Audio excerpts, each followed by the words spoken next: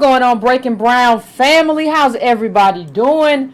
I apologize for Wednesday's show. Somebody said a Thursday show. Yes, a Thursday show. Had some issues. So if you all aren't, if there comes a point that you all aren't hearing me well, please let me know, because I had some issues. So we are back in here because I didn't want to miss out on this show. I wanted to have this show because I think this show is very important, and I think every show is very important. So this is where we are. We're having a Thursday show.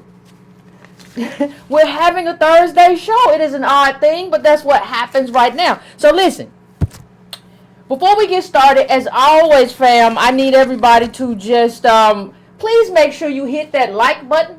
Please make sure you hit, if you have not already, please make sure you hit that other button, that tag that bell for me. Just hit that bell for me if you have not already, so that if I'm on, like tonight I'm on a Thursday show, and some people might have just thought that I canceled because they didn't see the Facebook or whatever. So if I go live, you know that I'm live. So please, if you have not done that, please take a moment to do that. Please, as always, take a moment to like the show, all that good stuff. I would appreciate it. I really would appreciate it. Also, you can go to donatebrown.com. You can go to breakingbrown.com to make a cyclical or one-time donation. You can go to subscribe to brown.com just to be added to the list. And that's not the newsletter list. The subscribe to brown.com is just where I collect email. I collect your emails. The newsletter link is like on all of the other videos, and it'll be on this video too, probably sometime tomorrow when I upload it, and sometimes I put it in the chat. But those are two very different things. Please also make sure you share. Share this video. I would appreciate it. And let me just say something. The last time we all talked, Breaking Brown family, the last time we had a conversation, we were talking about the reparations generation. And we were talking about what that means, and we were talking about the cost. And one of the things that I don't always do in one show, or I don't do, I'll hit on something and I won't necessarily go back to it, right? Or I'll hit on it in a show and I won't just tear into it during that show. And so it kinds of, the show is long enough as it is, but it kind of leaves people kind of, well, what did that mean? What is the meaning of that? What are you talking about? You said the reparations generation and you told us the cost of it, but you didn't really go into enough. You said be nimble, but you didn't talk enough about what it means to be nimble. You didn't talk enough about what it means to be, what are we going to have to do? What are the solutions and what are the impediments?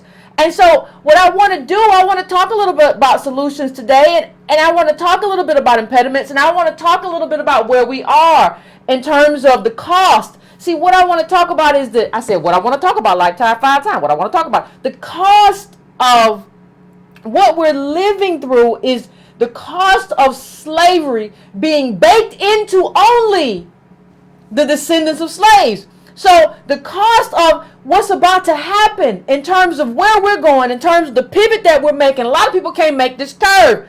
The pivot that we're making is that there's an extreme cost, extreme wealth cost that we talk about all the time, but an extreme psychological cost, an extreme emotional cost. There are all kinds of costs associated to coming from slaves. And what I'm telling you is that the cost of that, which should be spread out amongst all Americans to make us whole, that cost, ladies and gentlemen, is about to be baked into just our communities alone. So you think about the unfairness of only descendants of slaves having to pay the cost of their ancestors being enslaved. So our ancestors were enslaved, and only us are going to pay the cost of what that means in terms of this community. So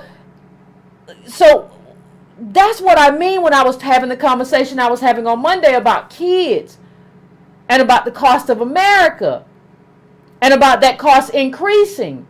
I want you to know what that cost is. And that's the conversation that I'm having, and I want to draw that out. We're coming from American slaves. Like, we're not coming from whatever slavery you come from. Like, somebody will say, well, we all come from slaves. Whatever slavery you come from, that's got to be handled where it came from. If you come from Haiti, then listen, I'm with you. Go get the French. Go get them. I cheer you on all the way. If you come from a place where colonialized by Britain, I'm with you. Go get them. But this is American chattel slavery that we're talking about. We're not talking about you come from slaves and you over here now and it's all the same. No. We built as the foundation. We built the richest country in the world. And so what's happening is that life is changing very, very fast. And a lot of us are trying to use this kind of homespun wisdom for the era that we're in. And the only thing that I'm telling you is that won't work. That's all I'm telling you is that won't work. You can't. This is the life that we're living now is complex. It's not simple. There are not simple answers. So when you see somebody trying to give you simple answers, the one thing you need to know is that they're just wrong. And so if there's one thing that what I want to kind of get you to understand today as we talk about this is one, time doesn't stand still.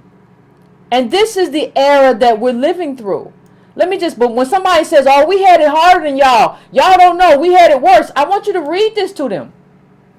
This is the decade in which inequality has increased the most in U.S. history. Now, understand when somebody says U.S. history, they mean everything. They don't mean just 1965. They don't mean 1854. They don't mean 1792. They don't mean 2002. They mean everything. Understand that what that means when you're in the bottom 50, when you're in the bottom of the bottom, what that means is that this is the worst time for you to be born into. I'm not trying to be depressing. This is just what it is. But I'm trying to help you to pivot through this in a way that can possibly save you and save us as a community. That's what I'm trying to do. Read that again. This is the decade. This is the decade in which wealth inequality has increased the most in U.S. history. Obama was president for 8 years. And what came out of that was extreme inequality. Understand that coming out of your first black president, not DOS, but your first black president, the outcome of that was extreme inequality. Please understand that for me. And you have to grapple with what that means. And one of the outcomes for that is I don't care about just somebody being the first maybe black governor of Georgia, the first maybe black governor of Florida. I care about your policies. I measure them up against whoever you're going up against. But the first black don't mean anything. They just out here throwing stuff at us. Throwing stuff at us and saying, well, that they don't know any better. It's a first. Just make them feel happy about symbolism. How are we still stuck here? But I'm not going to harp on that for too long. I'm not going to hop on that. Obama, you got to think. Obama was elected in 2008. It's 2018 and look at where we are. What were the benefits of that? So a lot of things have to change in terms of how we think. Now, one of the things that we have to do, there's a lot of information coming at us, right? There's a lot of charts. There's a lot of graphs. There's a whole lot of things coming at us all the time. What you have to do and what I need you to do and what we try to do at this show with Antonio Moore and even Alexander and I and everybody, we try to take all the information that we have and put it in front of you. But there's something else that has to be done. When you look at those charts, you have to interpret those charts. When you see a dip here, what does that dip mean? What was happening in that dip? How was my community affected by that dip? Not just America as a country. How was my specific community affected by that dip? You have to interpret the charts. You have to understand what things mean for you and your group and me and my group. That's how you figure out your politics. That's just one solution, but that's how you figure out your politics. You look at that chart, see what happened on that chart, see how it impacted your community, and you decide based on that what you need to do. Not based on everybody else. Forget everybody else, because everybody, one thing you have to understand, because we're going to talk a little bit in this conversation about Asians fighting affirmative action again, because we have to revisit it. But one of the things you have to understand in the context of that conversation is that everybody's trying to carve out a specific area of advantage for them. Ain't no solidarity. Everybody know what they're doing. Everybody's carving out a specific space of advantage for them. They talk about equality, but this ain't about equality. This is about advantage. And when somebody's trying to carve out advantage for themselves, you have to understand that what we have to do as DOS people is start carving out advantage for ourselves. We have to, and we have the perfect justice claim. We have the perfect history. And we have to start taking that as a mindset in terms of how we approach information. Now look, when we talk about politics, it doesn't work. And people say, well, I heard a lot of that, like, why do you call yourself descendants of slaves? Because that's the most important thing in my life. Everything that came out of that. That's the most consequential thing. Anybody who tells you that your history didn't begin with slavery is a lie. Because the most consequential thing in your life, the life that you are living today, what you do not have, regardless of your intelligence, the fact that you live in a worse neighborhood than white people, you live a high school dropout life in a high school dropout community. When you graduated with a master's degree, that all ties right back to slavery. So anybody who says, well, no, the most important thing is that you're a woman, or the most important thing is that you're LGBT, or the most important, no, this is the most consequential thing in our life and lifetime, and probably the lifetime of babies and great grandbabies. And what I want to talk about is what we can do. And I pulled some comments too, because I want to frame this. What I said on Monday was that I'm your mirror, right? But somebody else in the comment section put it better. She said your mirror is your own family tree. Your mirror is your own family tree. Now understand, that's one of the realest things that I've ever read. Because and we've said that in no uncertain terms on this show. But that's what it is. You can't extricate. We have been living this life where we're trying to extricate ourselves and not understand that one lifetime is not enough. And it's almost as if, if you have DNA, if you have your DNA and somebody says, well, if you got this DNA, if you have two parents that have this chromosome or this thing, then you're going to have this ailment. We have the DNA of poverty through no fault of our own, though. That is the inheritance that we live with. That is the inheritance that we have.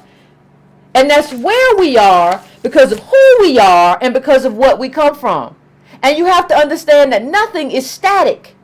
Everything changes. The inheritance of poverty and the greatest income inequality on the planet has to express itself. And it's expressing itself now. And so we're talking about how you pivot. Well, the first way to understand when we talk about how you pivot, you have to understand one thing. Other people are advantaging what we don't have. Well, what do you mean, Yvette? Other people are advantaging what we don't have. Well, we got to revisit the Asian situation. The Asians who are fighting affirmative action. You saw the Trump administration agree and say, well, it's a race-based situation. It's a race-based institution. They're outright racial balancing. That's what they said. They're racial balancing. Now, let me show you something real quick. What you normally hear from do-for-selfers, because that's a zombie ideology that has to die. In order for us to live, it has to die. In order for our group to live, that zombie ideology has to die. No ways about it. And that's why I go as hard at them as I do, because I want to gut it. I don't make any qualms about it. I'm going to show you why that's the stupidest thing you have ever heard. Now, Asians come. Remember the last article? For those of you who don't remember the last article. I'm going to just refresh everybody. I had an article when I talked about Asian and affirmative action. There was a Chinese family. And the Chinese people say, oh my God, all we want is fairness. We just want to be treated fairly. We can't believe America is treating us this unfairly. We thought America was the land of milk and honey, and we can't believe what's going on. They just want to be treated fairly. Now, hear that word. I want you to understand that word, because we have misinterpreted what it means to be fair. We have misinterpreted what it means to be treated fairly. So hold on to that word. Now, if you really wanted to be treated fairly, if you really wanted to fight that fight, what you could have done, what you should have done, and what you would have done, if you really wanted to do that, you would have stayed in China. Talking about the Chinese family that I'm talking about. You would have stayed in China. But hold on, it's very competitive in China. Look at this. The main university, now go down, we're going to scroll down a little bit. One of China's top-ranked institutions, I'm not going to try to say it, Tsinghua University has lightened its admission requirements for international students. However, the university has faced criticism over stringent entrance requirements that remain for domestic students. Well, hold on. Things in China are very hard, huh? Now, see, let me tell you how you got the math worked out for yourself. If you really wanted fairness, you would stay in China and you would fight that fight and you would try to get into that school with them stringent requirements. But no, you're not going to do that. You have carved out a space of advantage for yourself. You are trying to carve out a space of privilege for yourself. So you didn't want to compete. So wait a minute, the people who come here, keep in mind, the people who come here from China, our immigrants from China, 50% of them have college degrees. Only 20-some-odd% of Americans have college degrees. So you come over here extricating a place for you to be able to compete and extract from this country. Now hold on. Now most of us who are Americans, because American citizenship is supposed to matter, those of us who are Americans plan on building ourselves here. We plan on building a community. So the thought process is, if you're a white person, if you're a DOS person, or if you're gonna live here, you got a life here, you're gonna stay here. What a lot of these immigrants are doing is taking that space in college and going elsewhere. So you get to take my place as a DOS person, and you get to take that knowledge and go elsewhere with it. But you took my space up in the classroom. Well, hold on. Y'all gonna say, well, Yvette, it wasn't your space. Now, only 2% of the Chinese people have degrees. So you are the oppressor. The same thing I said when I was talking about a lot of black immigrants. You are the oppressor in your own community, and you're gonna come here to me talking about fairness. You weren't concerned about fairness in China. Let's tell the truth and let's shame the devil this evening. Can we do that? You weren't concerned about the truth then, were you? You want to come over here and carve out a space of advantage for yourself. Now, what you're really saying to me, see, listen, my people, you got to understand what people are really saying to you. They're saying, forget your reparations, forget what happened to you. I want to start from now.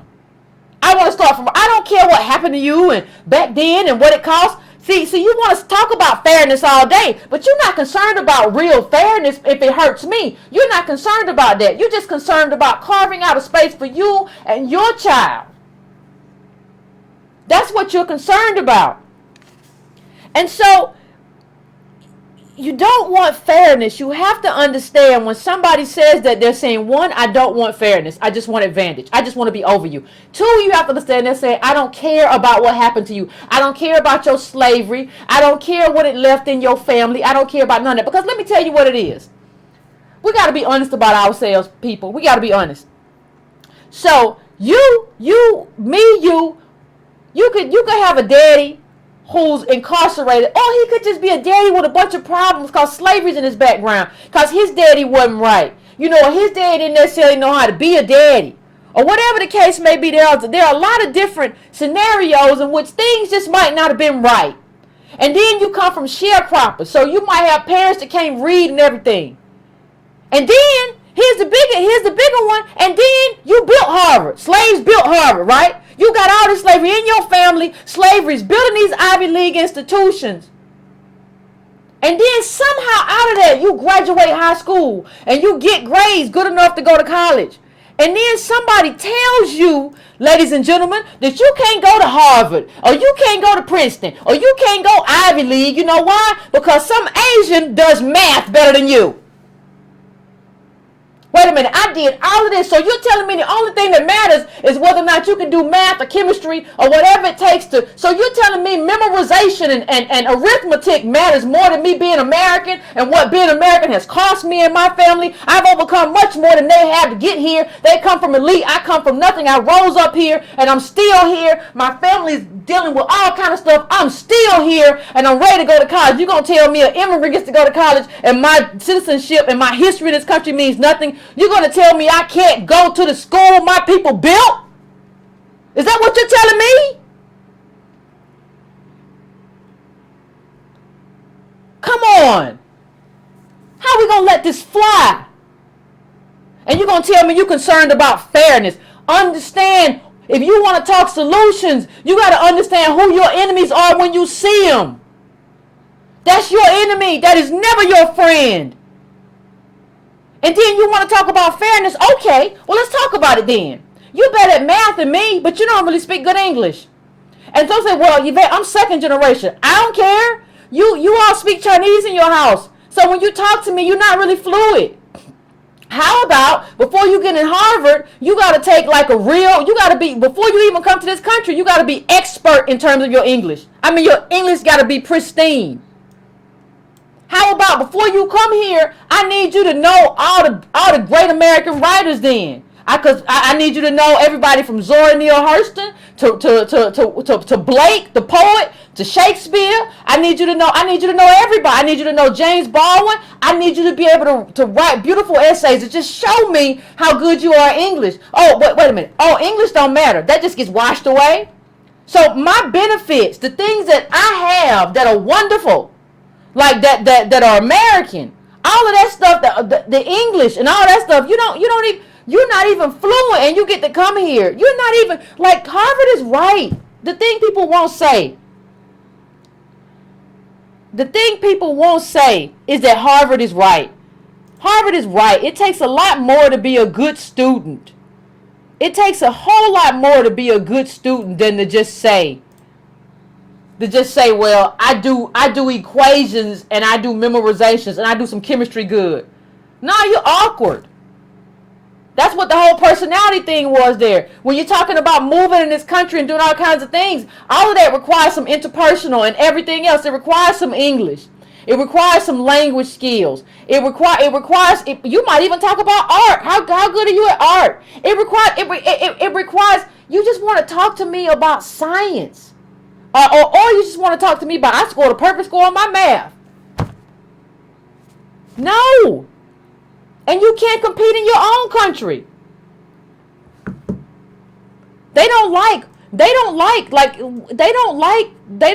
When you go to this article, they don't really like that they trying to hoard in their own country. The Chinese are like, nah, what's going on? Why everything so stringent in terms of interest requirements for domestic students, but you letting these foreigners in here? That's what the Chinese are saying in their own country, but here we can't say that.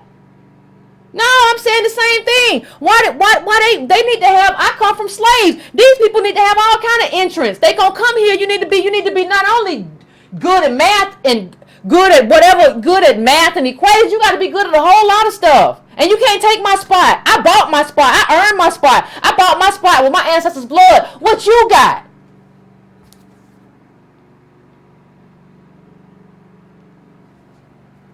What do you got?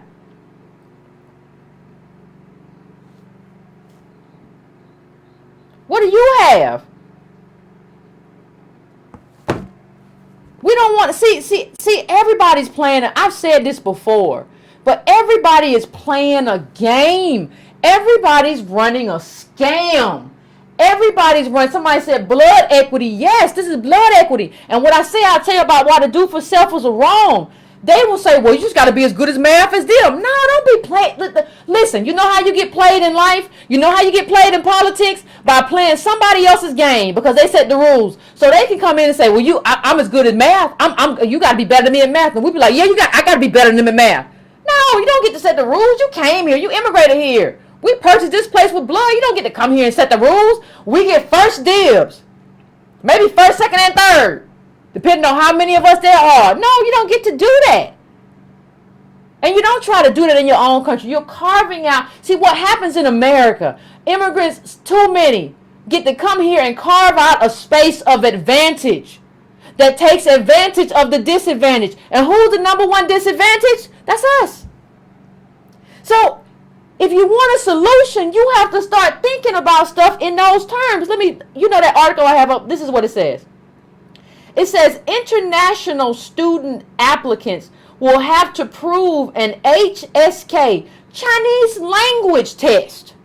Level 5, the prestigious university in Beijing has outlined new admissions criteria for international students, which includes the abolishment of an entrance exam score. Under the new requirements for the upcoming 2017 intake, international student applicants will have to prove an HSK language level 5 along with the supporting academic documents and take part in an interview. Interview the little Asian guy when he come here and make him take an English exam.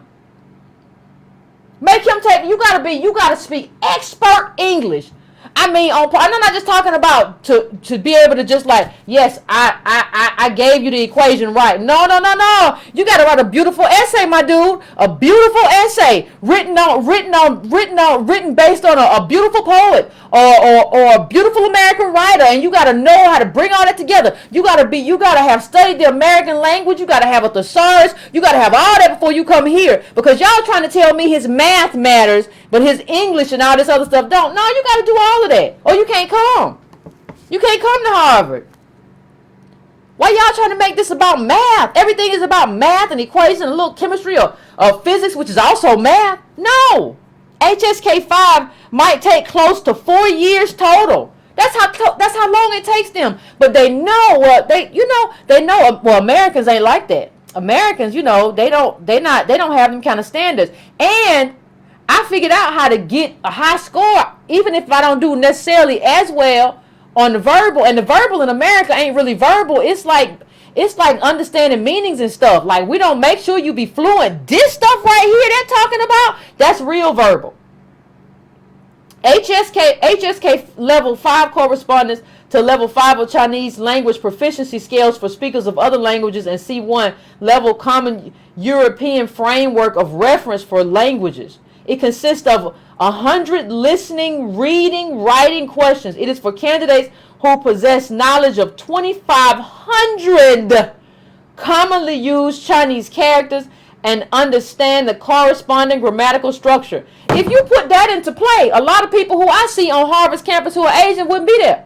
Y'all don't have that. You don't have a breath of the English language like that. You don't have a breath to be writing that kind of thing. We never made you do it. We never made it count. It's time to make it count. You want fairness, right? Ain't fairness what you want? Well, this is what fairness looks like. This is what fairness looks like. I'm sorry. No, I'm not sorry. I'm really not. But y'all just want to come here and start from now. And what they're telling you is that our slavery don't matter, that we don't matter. My reparations don't matter. Nothing mattered. Nothing that I did mattered. See, understand that that's the most unfair thing you can do. And understand that anybody who would do that is your enemy. I'm sorry. It just is what it is.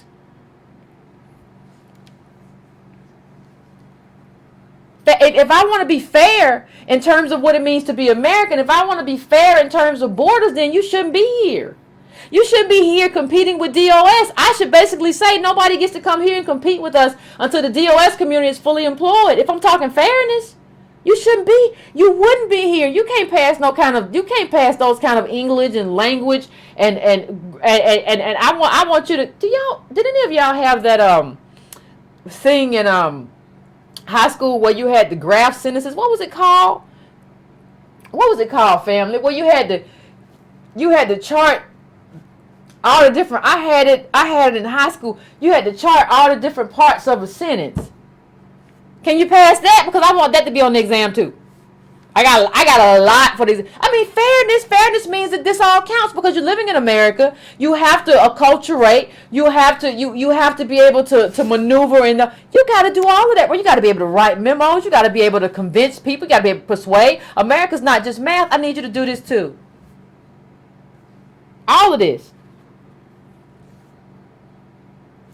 All of it. I need you to do all of it. I need you to do everything. Well, Yvette, I don't know why you would be that way. You just being unfair. No. How? How, Sway? How? We better start learning to advantage ourselves and take our own advantage.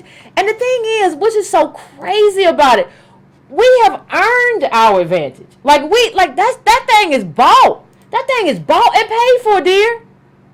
And we still running around here talking about, well, I think what we should do is we should just learn.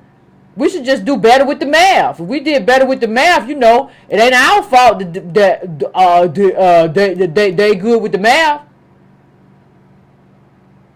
Huh? What are you talking about? Look at this chart. Look at this chart. This is, understand, I want you to look at all these times. I want you to look at American history. I want you to look at slavery. I want you to look at Jim Crow. Okay? I want you to, this is life.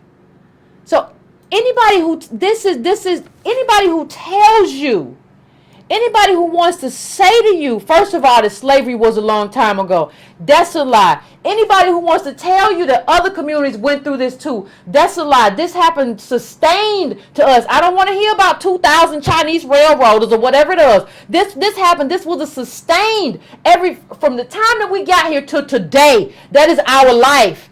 And we built this country with nothing. Antonio Moore made this, and it was put up at the Griot. They're about to leave us. We are the descendants of the people with all the cost.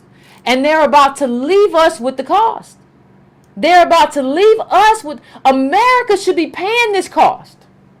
This is America's debt. This is not our debt to each other. There is no woman or man that can take you out of this debt. You can't tell nobody, well, I only eat at good restaurants. There is no, you don't get to come out of this debt. There is no black person in your relationship world that can take you out of what it means to be a Negro. You need to understand that we only been free for a little after Jim Crow, and it ain't really free. Remember the thing we saw about convict leasing, the people buried?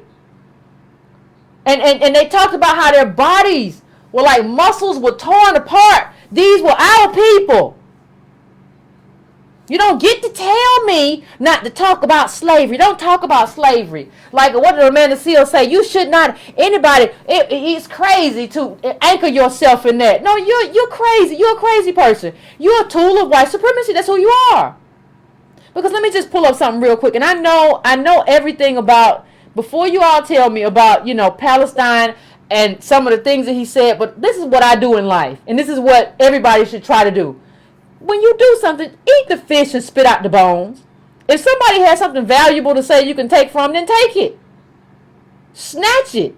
But you got to eat that and take out the bones. So Elie Wiesel, who was, survived the Holocaust or whatever, he said something about, when you talk about Jewish people, that I think is very important. He says, without memory, there is no culture. Without memory, there would be no civilization, no society, no future. In fact, most of what he says has to do with memory. And I'm just thinking about when people about, well, you gotta be like Jews. No, if you want to take something from that, think about the memory aspect. I marvel at the resilience of the Jewish people. Their best characteristic is their desire to remember. No other people has such an obsession with memory. Now I want you to juxtapose that against Negroes talking about, I don't want to hear no more about slavery. I don't want to see no more slave movies. You should be in favor of every slave movie. I would bring up slavery in every conversation. You should talk about it all the time. It's the most consequential thing in your life. You don't ever hear, I don't want to hear no more about the Holocaust. No, that makes sure everybody remember it, and rightfully so. And you need to remember this is the most consequential thing in my life. And you don't get to say nothing negative about it, especially without getting cut off and deemed an enemy. That's just what it is. And so, we live in an America that never gave us the opportunity. Like, we still don't have schools. We just saw a lawsuit that said, in Michigan, I think it was Detroit, they don't have a right to, they don't have an obligation to give you education. We had to fight to get schools. We were in our own schools, and we had to fight to get resources. And this hasn't stopped. And then you're going to tell me, but we built Harvard, we built all these Ivy League schools, but you're going to tell me I can't go to one. America, as an American citizen, you never educated me, but I can't go to school. I can't go to college. Even though America has never taken an interest in me as a citizen. I'm a citizen, though, but you've never given me my due. And then these people going to come along and be like, well, I'm going to start from zero. I don't care if they can't do what they're supposed to do. I'm going to start right here. What happened before in America don't matter. I'm going to start right here. And y'all be out here like this crazy child. Did y'all see her? Go see this film this weekend. It is just as important as Black Panther. On that, I'd probably agree. And I've heard good things about the movie. But the fact that you're telling us we should go see the movie out of some kind of obligation to the Asian community is the stupidest thing I've ever heard. Let's do for the culture. What culture, child? What culture are you talking about? And if you got an Asian tattoo, you should buy a ticket just out of respect. I'm looking at you, Wu-Tang Clan. Where y'all get these people from? What was like Master of None or something? You have to turn these people off, and you have to realize they just don't know a lot. And they don't know how fiercely competitive this game is right now. I'm not telling you not to go see the movie. I might go to see the movie at some point because I heard good things about it from a DOS person in terms of some kind of some contrast and juxtaposition and things about how they do things and stuff like that. But it wouldn't be out of any kind of solidarity. It would be out of, this is an interesting movie and I heard it out of, what is she talking about though? And it takes a lot, but it takes a lot to get me to go see a movie. I can't even have snacks. People won't even let you steal them in half the time no more. It's a lot. It is a lot. You know, that's just, I mean, what you have to understand, I think, is that we're in a competition. See, everybody keeps talking about solidarity, but what we're dealing with right now is an extreme competition for resources and advantage.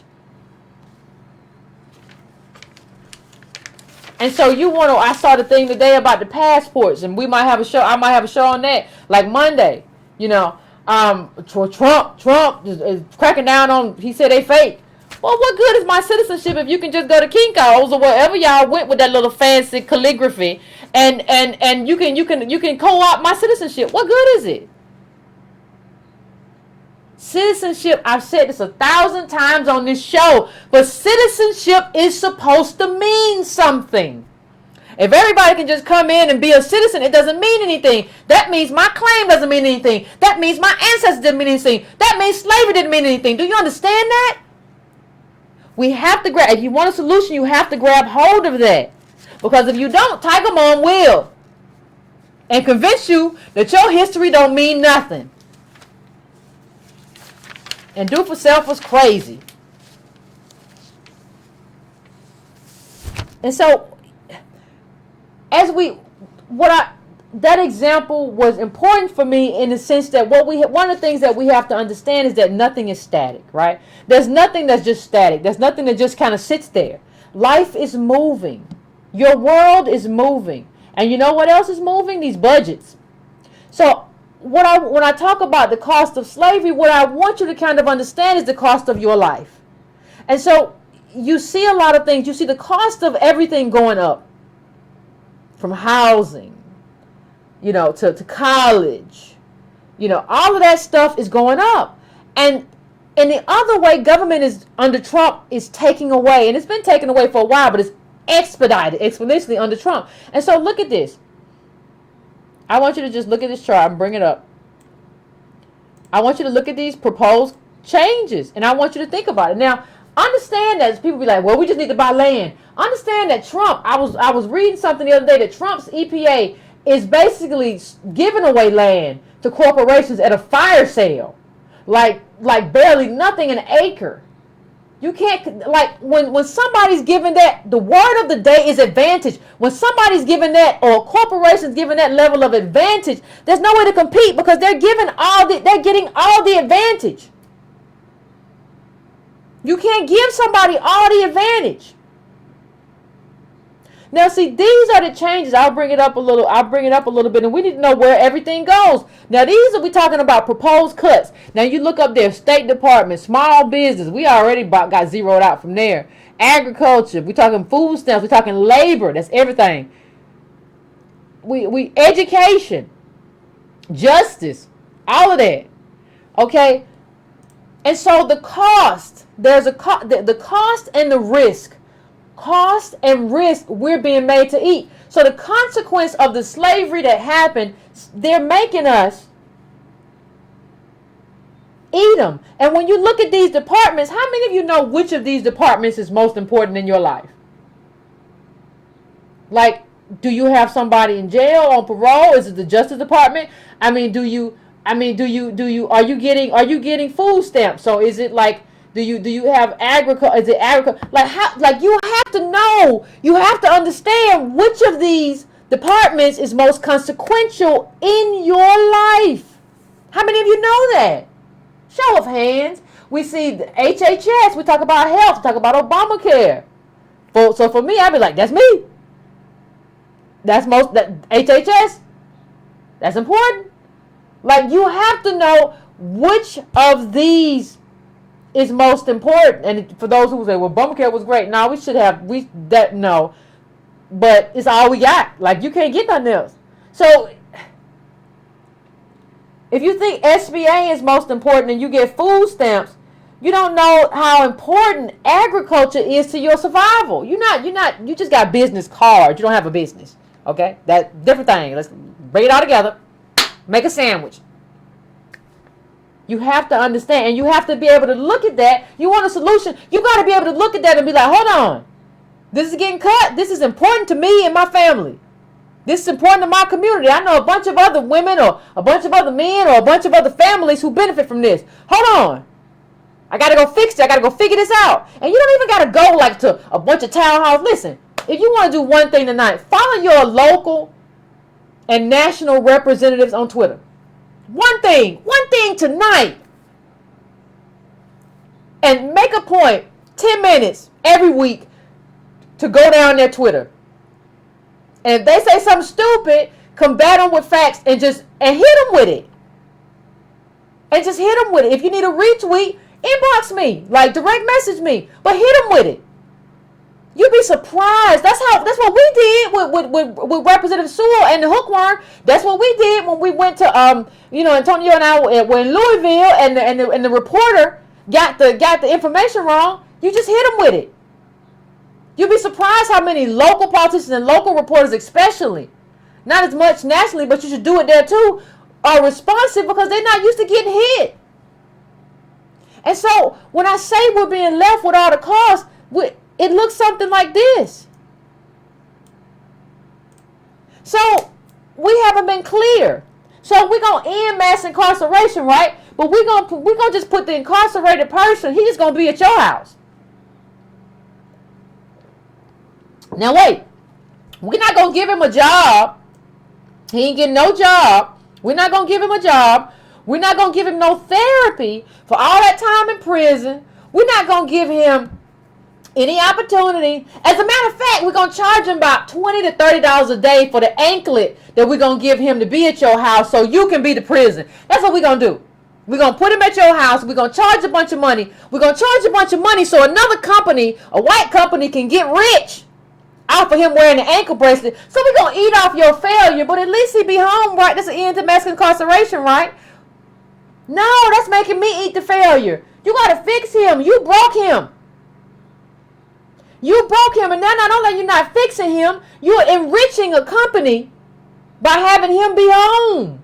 And then, like, look at this. Read the article, or you end up homeless. This guy said one of the guys said he was basically homeless because he's homeless because I can't pay that $30 a day as a grip for an anklet to monitor me for however long, and if anything goes wrong, and then the thing takes 2 hours to charge, and if anything goes wrong, I can end up back in jail. Have you thought about the psychological cost? Now you see that dude. Let me bring that up. Let me make that bigger. Let me make that bigger.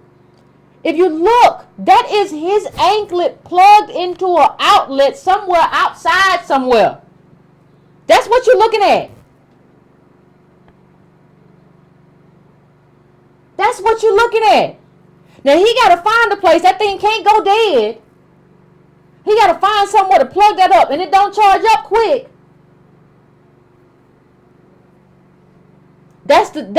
Listen, this all comes back to slavery. And America is telling you, and the agents who are fighting affirmative action are telling you, we ain't trying to do nothing about it. We just trying to move on. I understand there's a lot of failure that comes from it, but you're going to have to eat that. You're going to eat that in your community. We don't care. And this is also during a point where the benefits are being taken away. So here's another comment. I'm going to pivot. I'm going to use this comment to pivot to another comment. To pivot to something else I'm going to say. But just listen to this. Somebody from YouTube comments. I agree with Yvette on just about everything except her stance regarding children. I believe that children are a blessing from the Lord. They all may not be able to go to college. Some may have to go to trade school, the military, whatever. But God always provides a way. That's not the history of Negroes in this country. It's not always so logical. Some things have to be taken by faith. We need to be realistic in terms of our goals regarding children. She is correct. Our children need to understand the world we live in. They need to be a part of the community. We need to start choosing mates that we love enough to be in the struggle. That's true. Just because they can't go to college, that does not mean you don't have to, what is that? You don't love them. If the goal is stability, we know college does not make you stable, so we don't have to always push that narrative. There are other options. I'm just saying, have your babies. Let me say some black people. Listen, and I understand what the person is saying. I understand you want to have your babies. I understand that. Middle black families worth less than $1,700. That dude in the pictures wearing an anklet probably costs a few $1,000s a year. What I'm telling you, what I am telling you in no uncertain terms, is that capital has been very nefarious. In the sense that it has built kids in as a cost. Now, what do I mean? See, you're talking about cost, kids as being a blessing, like kids are born on the sharecropper plantation. So everybody just go and everybody just pick cotton and we get more bales of cotton and hopefully we have enough food to eat at the end of the day. Horrible life, but whatever. You don't understand that the kids, everything, the kid needs an iPad or a laptop for school. The laptop is built to bring in stuff to spend money. The laptop is built to suck you dry. And I'm not saying that. I know that college, there's no plug-in. There's no plug-in for when you get to college. We graduate, we walk around with this plug and know where to plug it. But it's even worse for somebody who didn't. You can't just bring a kid into the world because you love them or because they love you. The whole point is to make sure that they can have a life.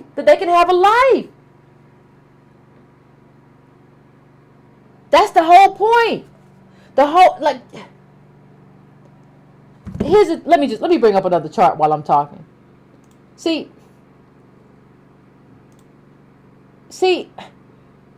this was an article about American prices are going up. You saw all the cuts that we just talked about, but all the prices are going up. Okay, so here's a chart about the prices going up. This is from Bloomberg. Companies in the U.S. are raising prices, this was just like last week, at a brisk pace. Look at from 2015 to 2018. That's what's happening in your world. Now, here are the prices. I want you to look at this. Let me bring this up a little bit. Everything is more expensive. We go to the top of the chart. Price changes in consumer goods and services in the USA, 1997 to 2017. Okay, we got college tuition and fees, education, childcare. All of those are exponentially more expensive than they used to be. household, energy, all of that. All of that. Okay, these are the most expensive things. Understand the things that you're looking at on this chart, from child care to medical care to education to tuition and fees to housing. Understand that these are the most expensive things. You don't start getting to less expensive until you get to like software and toys and TVs. And that's because we're competing. You know, globalization has made it to where we're competing with the Chinese and other people for those little goods. That's why it's so stupid when you hear libertarians and conservatives be like, oh, the millennials have cell phones. They're out there with an iPhone protesting. Yeah, because that stuff is made less expensive. That's the world. That's the world that you understand. That's the world that you're saying that we should have kids. Now I'm saying that you can't just say, I'm not. Well, Yvette told me not to have no babies. Yvette ain't tell you nothing. Yvette telling you what the cost's gonna be. And Yvette's telling you that you can't bring them kids in here and don't understand what the cost is gonna be. Then them kids fail, and then you looking at them, and then these kids might punch on you. You can't have children without politics. I'm sorry. I'm sorry to be the first one to tell you that. I can't help you. Everything is an expense. Like, that's the era that you want to be like, we just got to have babies. No, you got to figure out a way to pay for them. And everything's more expensive. So how does that happen? You need to figure out that answer before you decide you're going to have the babies.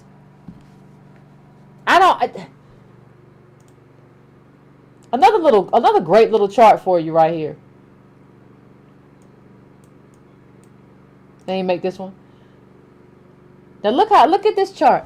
Look at the poor and middle class and to the largest income growth. And look at this gray line, and I want you to look at this red line. And I want you to look at who has what in this chart. Income growth. The very affluent, the 99th percentile, and have the largest growth. Now understand that there's a whole group under them that service them. Understand that. And see, what's happened to us black people is we played this raceless game. Yeah, we just got to compete.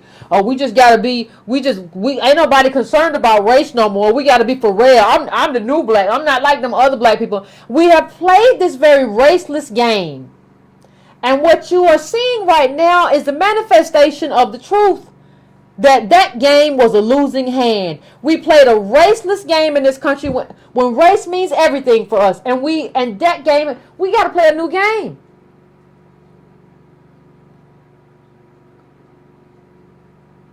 You got to understand that when I talked about the cost, when I talked about this chart right here, when I talked about the cost, understand that all of those costs, from child care to medical care, to college, that's all tied to kids. A lot of the costs that have gone up are all tied to kids.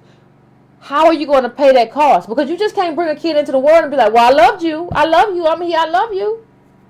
And you can't be like, well, I thought you was going to play basketball. You was tall, I thought that's how you was going. That's not an excuse. That's not an excuse. That's not how you abdicate your responsibility. And you can't be like, well, you got to take care of yourself like I took care of myself. Because look at this chart. Now, this is all. Understand, this is not us. Understand what this chart would look like if it was us. Median total income among generations in every state. Understand look at the little pink line. Look at this little pink. The pink is millennial. The little purplish is Gen Xer. And that blue, that's them boomers. Now look how the boomers always got. You see very few lives. Like maybe you see like DC, the Gen Xers do better, right? That's it though, man. Like it's like life ain't the same. You gotta understand that.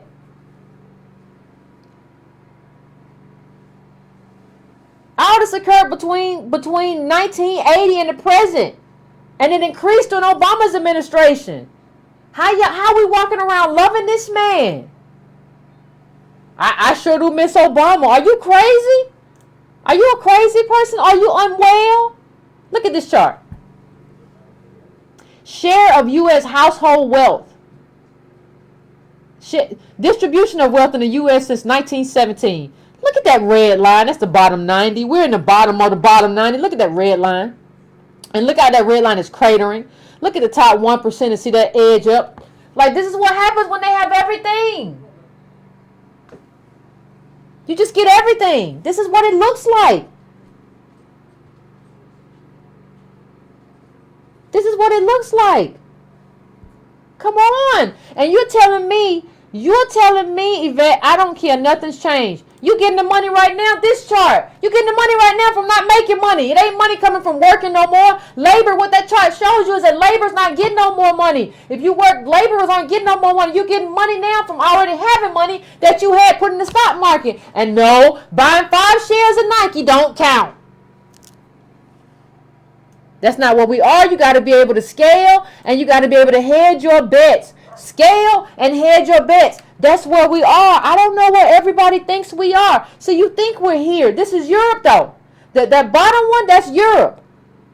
That's what we need, though. You see what the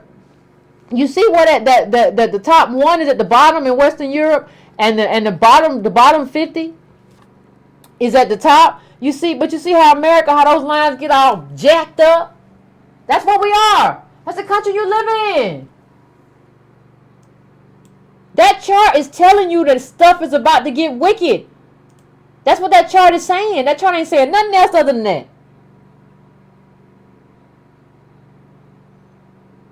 That's what the chart, I don't know what to tell nobody who don't. We got to understand those charts. That's all I can say. You know when white people living this bad, it's a problem. And it's not all white people. Look at the number of trailer parks. Like you got states with 15% of the total housing is like trailer parks or mobile manufactured homes.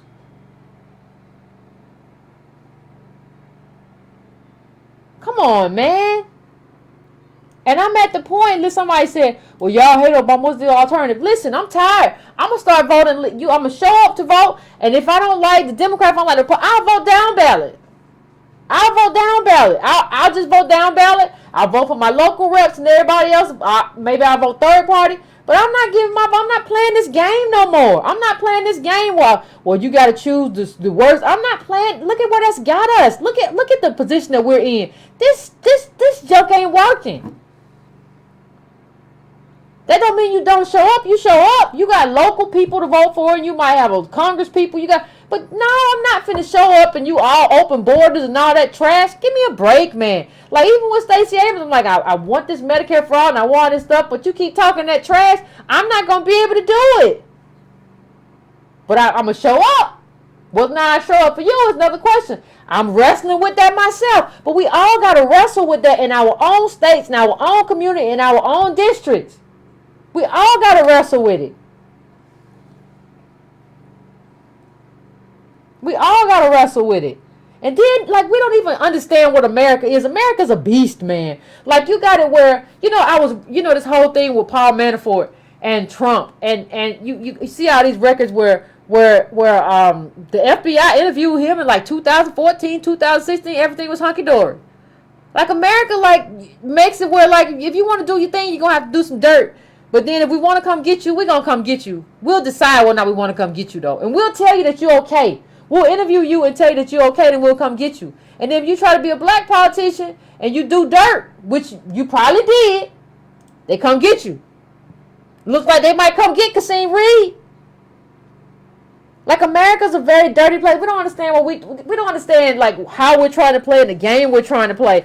This is extortion. Because education ain't got no better. This is all extortion. Just more expensive. Everything's just more expensive. Why? Because some people can't afford to pay. That's why it is. That's what it is. And so they want to get the money from the people who can't afford to pay. Okay, that's just how it works.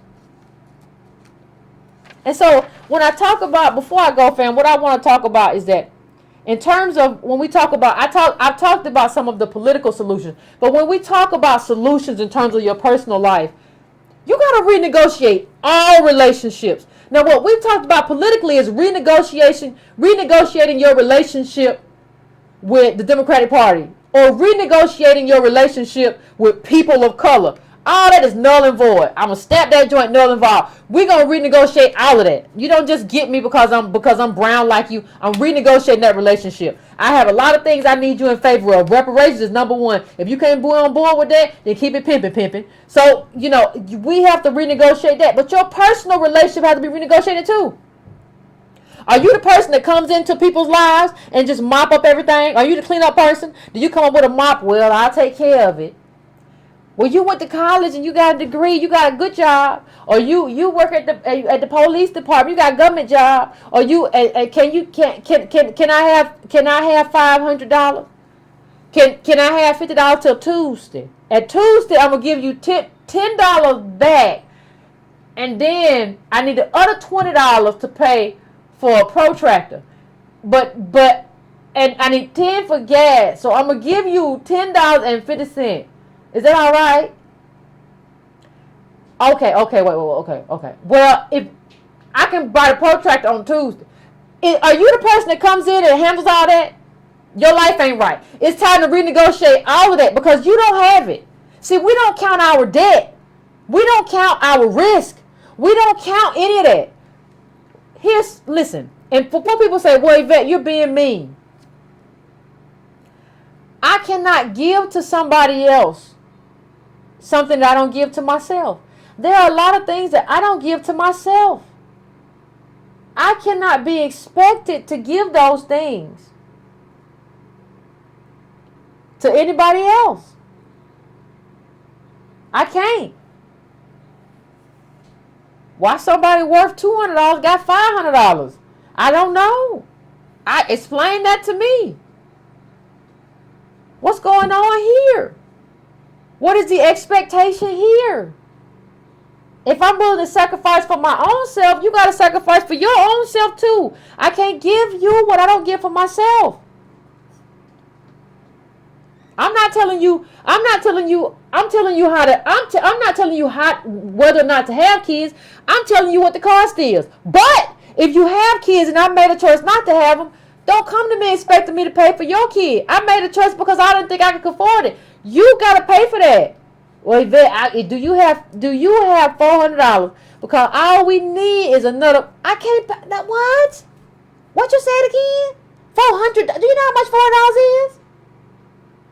Well, he want them. He really needs some new jeans. I mean, what are we talking about? See, I cannot do for you what I did not do for myself. And I don't have it. I'm not being mean. I don't have it. Just like a lot of y'all don't have it. The only reason you don't know you don't have it is because you can't count. And so you don't count all the debt that you're in. You don't count exchange. You gotta ask yourself, the stuff that I'm doing for this person, will this person do it for me? Would there be an exchange, or am I just the one who comes and shows up? Am I just the person who comes and shows up with the mop and I clean up everything every time something goes wrong? I can't keep doing that. I don't have it. That student loan payment be hitting every month. I can't do it. They want their money. I need what little credit I have. If I got good credit, I need to keep it because I might need it. The car might just halfway blow up one day. You never know. I was able to fix my car with a little bit of money. I had the sunroof started leaking.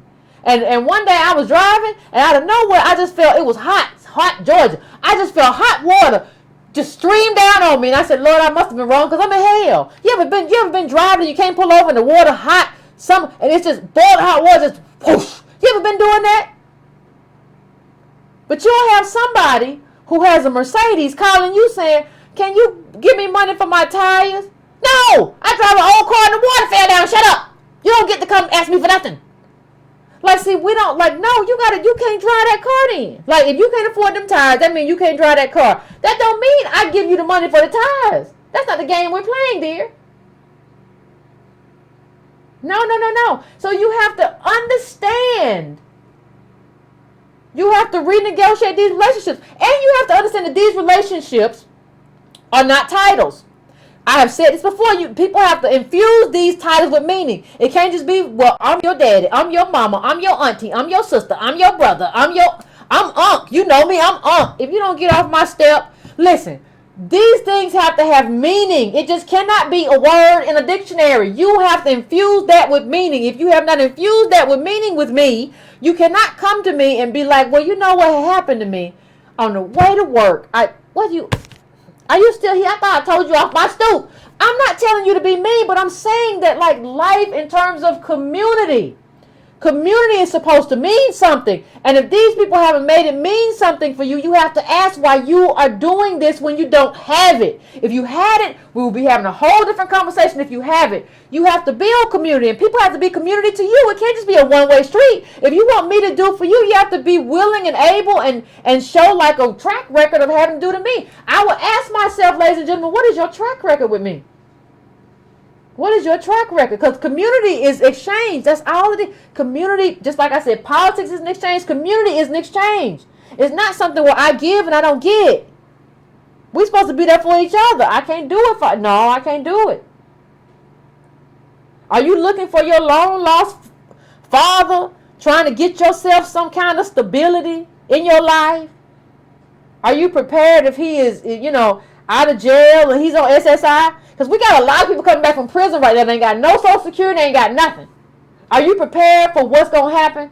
Are you able? You have to be able to be like, I'm never going to. Being a DOS means I'm never going to have that kind of security. It's not going to happen for me. And I have to find peace in my own life. Solution, find your own peace. For that, for me, that means sometimes I got to read some poetry, get a little fiction in there. Find your peaceful place. Because I was watching something the other day about apocalypse. And it was talking about how a lot of people who survive are just people who can hold on for the longest time. Are you ready to hold on? Are you ready to be the last man standing? Are you ready to grab the bamboo and hold on? Are you internally prepared for everything that's happening around us? The world is moving real, real fast. Are you ready? It's just a question. Don't get mad. Don't get mad at me. I'm just telling you what it is. These things, everything has an American price. People say, well, Yvette, why are you so anti-Mexican? No, I'm just saying that they come over here. Like a lot of them come over here and they lead a life that's basically a third world life in America. And then y'all tell me a solution when we should be more like them. So you're telling me to lead a third world life in America. Well, they can go back to Mexico and take some of the cost off. What are you talking about? It's economics. It's not personal. No, this is personal. I don't dislike anybody or any group personally. This is about my value. This is about the value of being an American citizen. This is a big deal. None of us made this world. We didn't make it. But we're trying to figure out how to live in it. And you got to try to figure out, you got to be able to assess people and groups and communities and figure out when this really isn't a community. When it just perpetrates like a community. No, I want real community. I don't want fake community. You just want to talk about politics when politics hits your doorstep? Oh, well, Lily Roy and John, they both got arrested. We need some bail. Wait a minute. When I talk to you about mass incarceration and DOS and how we had to come together, and you didn't want to hear, you said I was negative, but then they getting arrested, you want to talk to me. I ain't got nothing to talk about. I don't know why you're still on my phone. Because being a community is about being a group and doing something together as a group. It's not about you coming to me when something individually happens to you. So if you can't hear me when I'm talking about politics or when I do that, it's sounding negative. Well, wait a minute. You sounding real negative to me on my phone talking about bail money right now. So I got to go too. I don't like negativity in my life. You making me feel real negative right now. You bringing down my vibe. I got to go. Because you're not going to get anything done individually anyway. You got to renegotiate everything. You got to renegotiate everything. And part of what happens, let me tell you, income inequality, part of what happens is that you're going to have conflict now. People like, well, have kids. Well, understand what that means, though, because capital is going to be telling them, you need this, you want this, you got to have this, right? And so what happens is they see all this stuff they need. You don't have it. Next thing you know, you boxing your own kid in your kitchen. You on the kitchen floor on linoleum, and your child got their knee in your forehead, and you don't know what happened. Well, I tell you what happened. Capital happened, and capital told them they had all this stuff they needed, and mama couldn't get it. Mama's the problem. They had all this stuff they needed, and daddy couldn't get it, and now daddy's the problem. And so capital has turned your child against you. Capital turned your child against you. I'm not telling you not to have kids. I'm telling you, you got to be ready for all of this. And you got to have a plan to deal with it. I want to see your plan. When I see you somewhere, I want you to tell me what your plan is. And I tell you if it don't make no sense. Or if it do make sense. I'm going to tell you, I ain't got no problem. If you have a partner, it's time out for transactional relationships. I'm only going to do this if you do this. I'm like, listen, y'all, neither one of y'all got nothing. Y'all need to have the same politics in common, the same values in common, and be happy to see each other. If you have a relationship that's based on expectation that this person's going to do X, Y, Z for you, that's a bad relationship. You better learn to like that person, learn to love that person, learn to have fun with that person. You should, if the person you with don't smile when you walk in the room, if they grimace a little bit and get annoyed like they butt itch, you need to maybe find somewhere else to be. It can't be based on wild aspiration or expectation. Because this is an era where you just might be disappointed. That's all I'm saying. That's all I'm saying. You better break up or learn to love each other. Ain't nothing else I can say. Break up or learn to love each other. Ain't no other solutions. Well, I thought you was gonna be doing this. Well, I thought you was gonna be doing this. You told me that you got on the AT&T. Well, you told me that we was gonna be millionaires 10 years. Y'all both fighting each other. Next thing y'all know, y'all both getting arrested for bi-directional domestic violence because capital turned y'all against each other. You see how capital is coming in between all these relationships? Just saying. And understand that there are no maps for where you are. Understand that there is no old person who can tell you, well, back in my day. No, Grandpappy, please hush. Ain't no back in my day. This is a very different, remember this chart? Always remember this chart. This is a very different day. This is not back in my day. This is a different day. This is a different animal. Anybody who tries to sell you a map for how to live in this world is selling you snake oil. Now, even if we, Breaking Brown family, even if we in war together, we all on the same battlefield. Understand that we're still on different terrain. What do you mean, Yvette? Well, you might encounter a rattlesnake. And I might have to cross a cold creek, right? So I need insulated boots, and you do too. But you need insulated boots for the rattlesnake. So what I'm telling you is like what I'm talking to you about is the tools that you need. But understand, like the specific terrain that you have to navigate is your terrain, even if we on the same battlefield. Your family is only your family. We have the same things in common in terms of what we want and how we have to move. We're on the same battlefield, but you still have a specific terrain. And there is nobody who can tell you how to navigate your terrain except for you. I'm just giving you the tools. So what are the tools, Yvette? Well, if we want a battlefield, I'm going to give you your compass. I'm going to give you weatherproof boots. I'm going to give you some serum for the snake bites. I'm going to give you everything you need. But it's your job to take all that stuff and navigate it in a way that makes sense for your life. LA ain't Mississippi, ain't Alabama, ain't Atlanta, ain't Detroit, ain't Ferguson. Different animals, but a lot of the tools are similar. And that's what I'm saying. So, ladies and gentlemen, we are over an hour, so I am going to get ready to get the phone set up so we can take some calls and hear what everybody want to talk about and have a conversation about. So give me 3 or 4 minutes as usual to set up the calls, and then we'll be back and having a conversation, fam.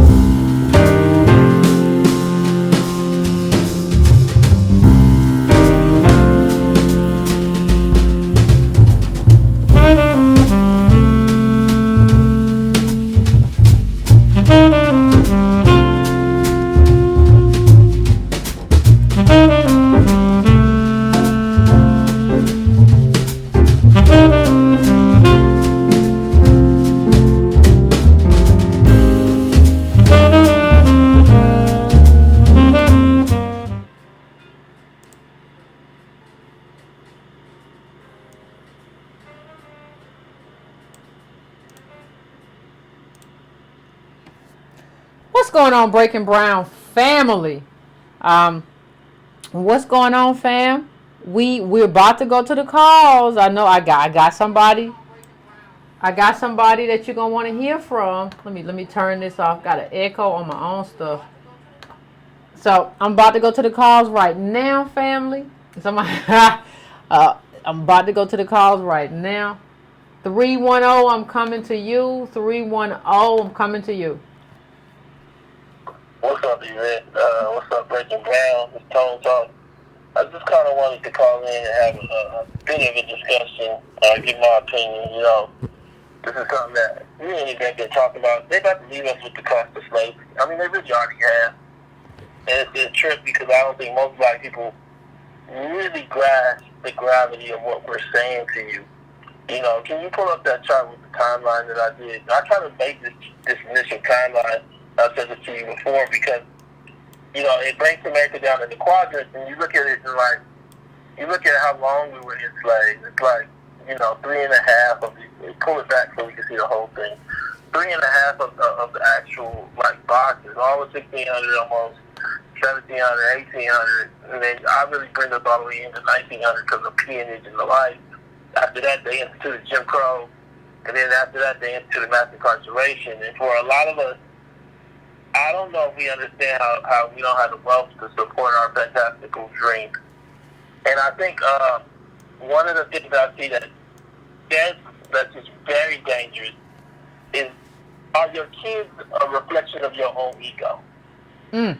You know, I ask that question because I think a lot of people are using their kids as a placeholder for their hope. And they're doing that with no context for the reality of the moment or what children are being used for, you know, in terms of lost leaders. And I've explained lost leaders go to Best Buy, they put the DVDs in front for $4.99. That's not what they want. They're just getting you in the store. So, like, capital has become masterful at the use of children as lost leaders to extract wealth from parents that don't have it. Just because your hope is with your kids.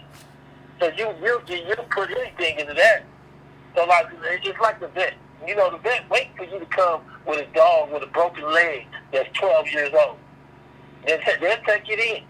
They'll take it in, won't quote you nothing. Then come back out with that sad face. The vet will tell you, oh, it's $7,000. You're emotionally attached to this dog. Now I'm not comparing your kid to a dog, but I'm saying the play on your emotions is strong with your children. Yeah. And I think that what we're not being honest about with this whole thing is we come back to Monday, I believe. And how many of y'all raise raceless, moralless children? So, like, you know, this investment is in somebody who's not going to be invested in you. And that's not just your fault, but you played your role in it. So she asked me on Monday to go in there and ask your kids, what do they want to be? Is it going to be, I want to make the show Insecure, some vacuum shit? Or is it going to be, I want to make jewelry? Or I want to make... How many of y'all had somebody that said, I want to change the race? I bet you it's very small. Because we're not really raising race changers right now. We raising people like this is a good time. We raising people like, this is okay. We don't need that much change. All we need is some life insurance. And it's okay. You don't have to believe me. But this world is coming. And I keep looking at it, and I don't think we understand the kind of turmoil that we just lived through. The last 34 years, particularly Obama's administration, the last 8. The economist said it on inequality.org. He said this, and I said it was Piketty said the same thing. Thomas Piketty from Capital 21st Century. The last decade was the most unequal in American history. America had slavery. A country that had slavery, the last 10 years of your life was the most unequal time in the history of America. You think you can keep living this life you live in and it's going to be all right? You think Flint, the only place with lead in the water? You think Selma, Alabama, where we were talking about Alabama down there, is the only place that has those kind of issues with species and the like? Yeah, Loudoun County, yep. Loudoun County? Yep. So when it hits you, that's when we're going to talk.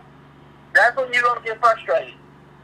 I keep saying this, and y'all ask us for the solution in the middle of extreme turmoil. Can you pull that other chart up?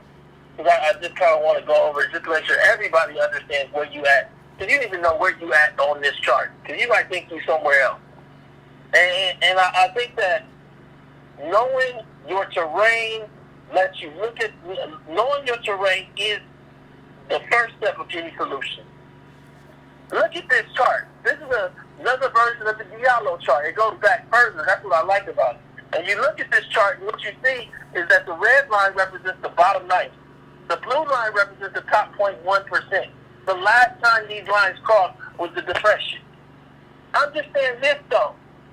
To be at the top of the blue line, the top of the bottom 90, because you might think you're in the 90, but you're almost at the 9.9. Your family needs to be worth 650 to 700,000, more like 800 now. Is your family worth 800,000? If your family is worth 110,000, or if your family is worth like 60,000, you're in the bottom 15%. But then the rest of our whole race is in the bottom 15% of the bottom 90. I don't think we understand that these lines are going to cross the other way. And the last time that it crossed the other way, look at those years, 1929, 1930, people were eating clay. Ooh. Now, are you saying that we going to eat clay? I'm saying you already eating clay if you drive Uber. I don't care if it tastes like chantilly cake. I'm saying to you that the reality of the moment is y'all can choose to watch Jay Morrison talk about participating in some kind of like building in New Jersey. Participation. We got something on Instagram about you going to be a participant as a shareholder. You're not an owner. You're a shareholder in a company that's participating in ownership of a building in New Jersey. And you just feel comfortable, and that makes you feel like you're more safe. They're coming for you. Look. She still ain't said nothing about all them comments on tweets. But you go to that Twitter, and she's over there talking about Jagged Edge was writing anthem for settlers. You love it. Look Yeah. at this chart. Ain't no settlers. Look at this chart. She don't know nothing. Y'all got to understand what these people don't know anything. It's not that they don't know less. They don't know anything. This is the most consequential probably chart in your life. Ain't no Beyonce, ain't no Jay-Z, ain't no Jay Morrison, ain't no Lovey, ain't no Amanda Fields. Gonna fix that. This world is coming for us. And for a lot of y'all, it's already here. And what Yvette is proposing is a set of tools, not for you to become a millionaire, for you to make enough space so that you can breathe and you don't kill yourself in the process. I just wanted to call in for a second. Thank you for giving me a moment. Appreciate it, Tom, as always. Appreciate it, Tom. Woo-wee, a set of tools, ladies and gentlemen, a set of tools. And I think that's what we're both providing. We're both providing a set of tools. These are like, you got to, listen, you got to survive to the other side.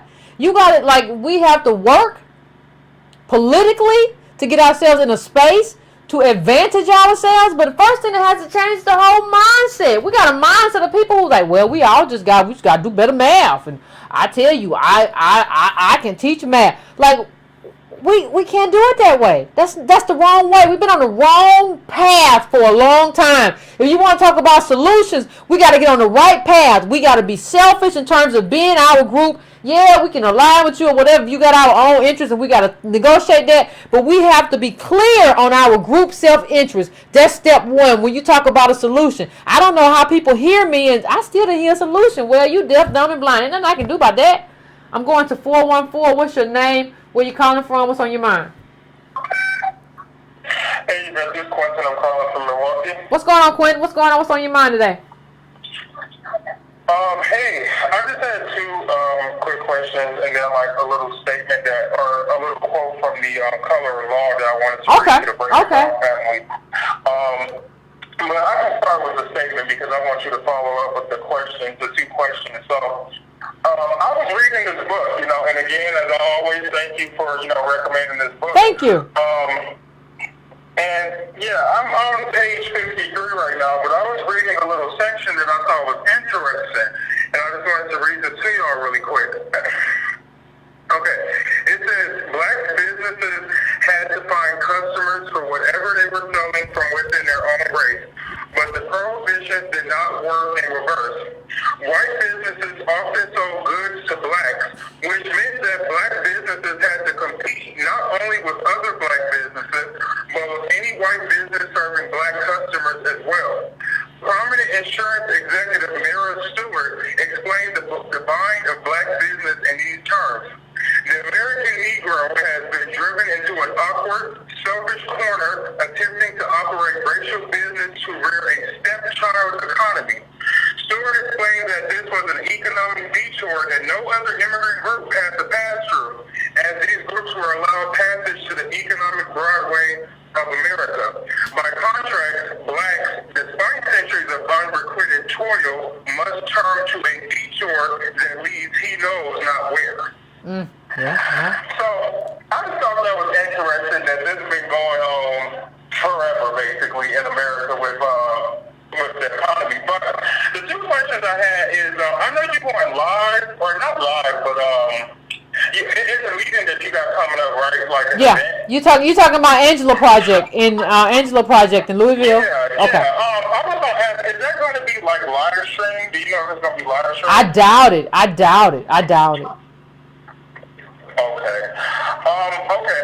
And then the second question I had was, now, you know, we know that in this country right now that a lot of black people are, you know, descendant of slave blacks, that we are starting to become almost a minority of black people in general, including, like, you know, black immigrants and things like that. Do you recommend that black descendants of chattel slavery, do you recommend that we start, like, getting as much documents as we can in regards to our lineage and heritage in this country as it may be needed when we are trying to get reparations? Because, you know, I feel like things are going to get muddy of who is supposed to get reparations. So should we? Well, I think you should do that anyway. Like, I think you should do that anyway. Like, because I think see, a lot of people are just talking very, if you can, some people can't.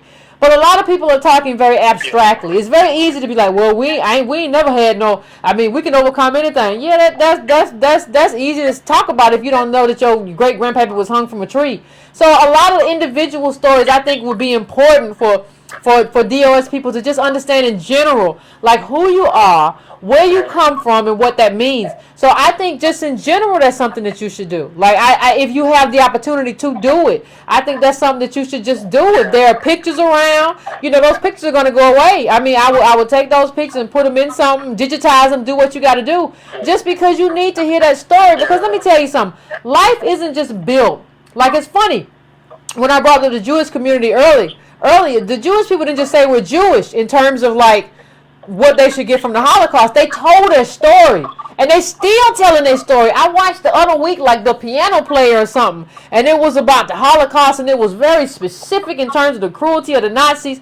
And it's part of this is about storytelling, but you can't tell the story if you don't know your history, or you can't tell the story if you don't really know your own story. So if you have the opportunity to know your story, you should know your story and be able to regurgitate that to somebody who talks about their history. You should, if you can, have some history of your own to share. If you can't, you can say that comes from being DOS too. We were broken. I don't have that history, and that's what separates me from you. Both of those things though are powerful, but if you have it, you should go get it anyway. Yeah, I agree, because I do have, I'm actually the person that everybody comes to in the family when it comes to family history, because, I've come to find out things about my mom and my dad's side of the family, so everybody is always coming to me.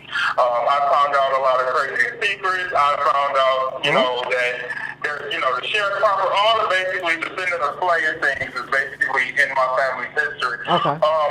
But I was going to say one more thing, and I'll let you go, but I'm always been interested in knowing this, and I know you're very good when it comes to economic politics and things like that. Uh-huh. Do you know, like, what is the thing with there always being, like, in every, like, all the hoods, right, what we call the hoods or urban or ghetto, whatever we use, what is there always being some part, like, it's always a rich part of some community in the middle of the hood.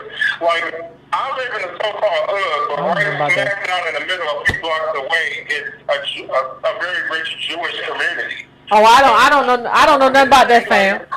I don't know anything about that. Yeah, like I'm telling you, it's not even a joke. I talk to other blacks as well. It's like right around the corner, there's a rich community that smacks in the hood. So I don't know where that comes from. I'll definitely be interested in finding out more. But thank you anyway. Thank you. No, I appreciate you. I appreciate you. I appreciate you. Have a good evening. I don't know nothing about that. I am going to 404. What's your name? Where you calling from? What's on your mind? Hi, Yvette. Good evening, everyone. This is Dawn out of Atlanta. What's going on, Dawn? I was actually calling because you were talking. Hey, how are you? Pretty good. I was calling about, of course, you're talking about kind of adding up the cost. Have you really added up what it costs to live your life? Uh-huh. And I called it before about being an education advocate kind of in the school system. And the high school that my kids attend is a very well-known, prominent high school in Atlanta that's really in decline. But the Georgia milestones, so for everyone out there, Georgia milestones, every state has it. Basically, they're the state tests that kids have to take, and they measure if you're college and career ready with this test. And basically, there are 4 levels: beginner, developing, proficient, and distinguished. If you're proficient or distinguished, they consider you college and career ready. If you're below that, they don't see you ready for life at all. The majority, so I would just say in our school, only 14% of the kids, the scores just came out like a month ago, only 14% of the kids are proficient or distinguished. 86%, and the majority of them fall in beginner, which is almost slow. And so we met tonight, and when we talk about those ankle braces, we talk about all the tax cuts. And when Tone was on talking about life is coming, and we were trying to explain to the principal, to our board members, parents have no idea when they get these tests back what it means for their kids to be in the beginning. None. They have no idea that when life starts failing them, they're not going to realize that they could have predicted it. Like literally, they told you if you're not proficient or better, you are not prepared. You will not have access to the American dream. You will not know stability. Yeah, but do we really? The question I would ask you, caller, do we really grapple with why they're not proficient? Do we really deal with that? Oh, absolutely. Okay. Oh, yes. First of all, I definitely think it's systematic. This is something we've been fighting. I think that between charter schools, there's really an effort out there not to have them educated. I think between mass incarceration, take away education, I think there's a lot of things in play to create that permanent underclass. And what we're trying to get the school to do is that your kids are coming in behind. They're behind all the way from elementary to middle school, and parents have no idea. One of the things we talked about, I literally went in the graduation program, and we added up, all the kids in the program and all the ones on AB honor roll. Uh-huh. And we said, you have 14% proficient in the schools, but you almost have 50% on AB and honor roll. Everything's inflated. And parents are wondering why their kids are not persistent in college, and they're dropping out, and they can't get into competitive schools. Well, here's a question. Here's a question I will ask, caller. Are these kids, as a parent of these kids, if you're the parent of these kids, does anybody ever ask, are these kids less than proficient because you as a parent are less than proficient? Are these kids less than proficient partly because of systemic reasons, of course, because what happened to you is systemic, but are they less than proficient? People look at the kids and don't understand that maybe they're less than proficient because you their mama and their daddy. Oh, it's all of it. Okay. It's the family life. It's the values. I think that when I hear about these fantastical dreams, I called in before about how everybody wants to be, a boss. I got to be a boss bitch. I got to be this. I got to that. That's what they dream about, and they're jumping over stability. They can't add. They can't read. They can't speak. But it absolutely comes from you see it. First of all, there's barely any parent participation. But you absolutely, when you meet the parents, you get it. It's incredible when you meet them. They can't think. It's hard for them to process. We come from slaves. The running joke, they all eat hot. I say because we come from slaves. Like, people don't really think about what it means to come from a slave. And we just came from slaves. We didn't come from slaves 500 years ago or 1,000 years ago. Like, this is recent.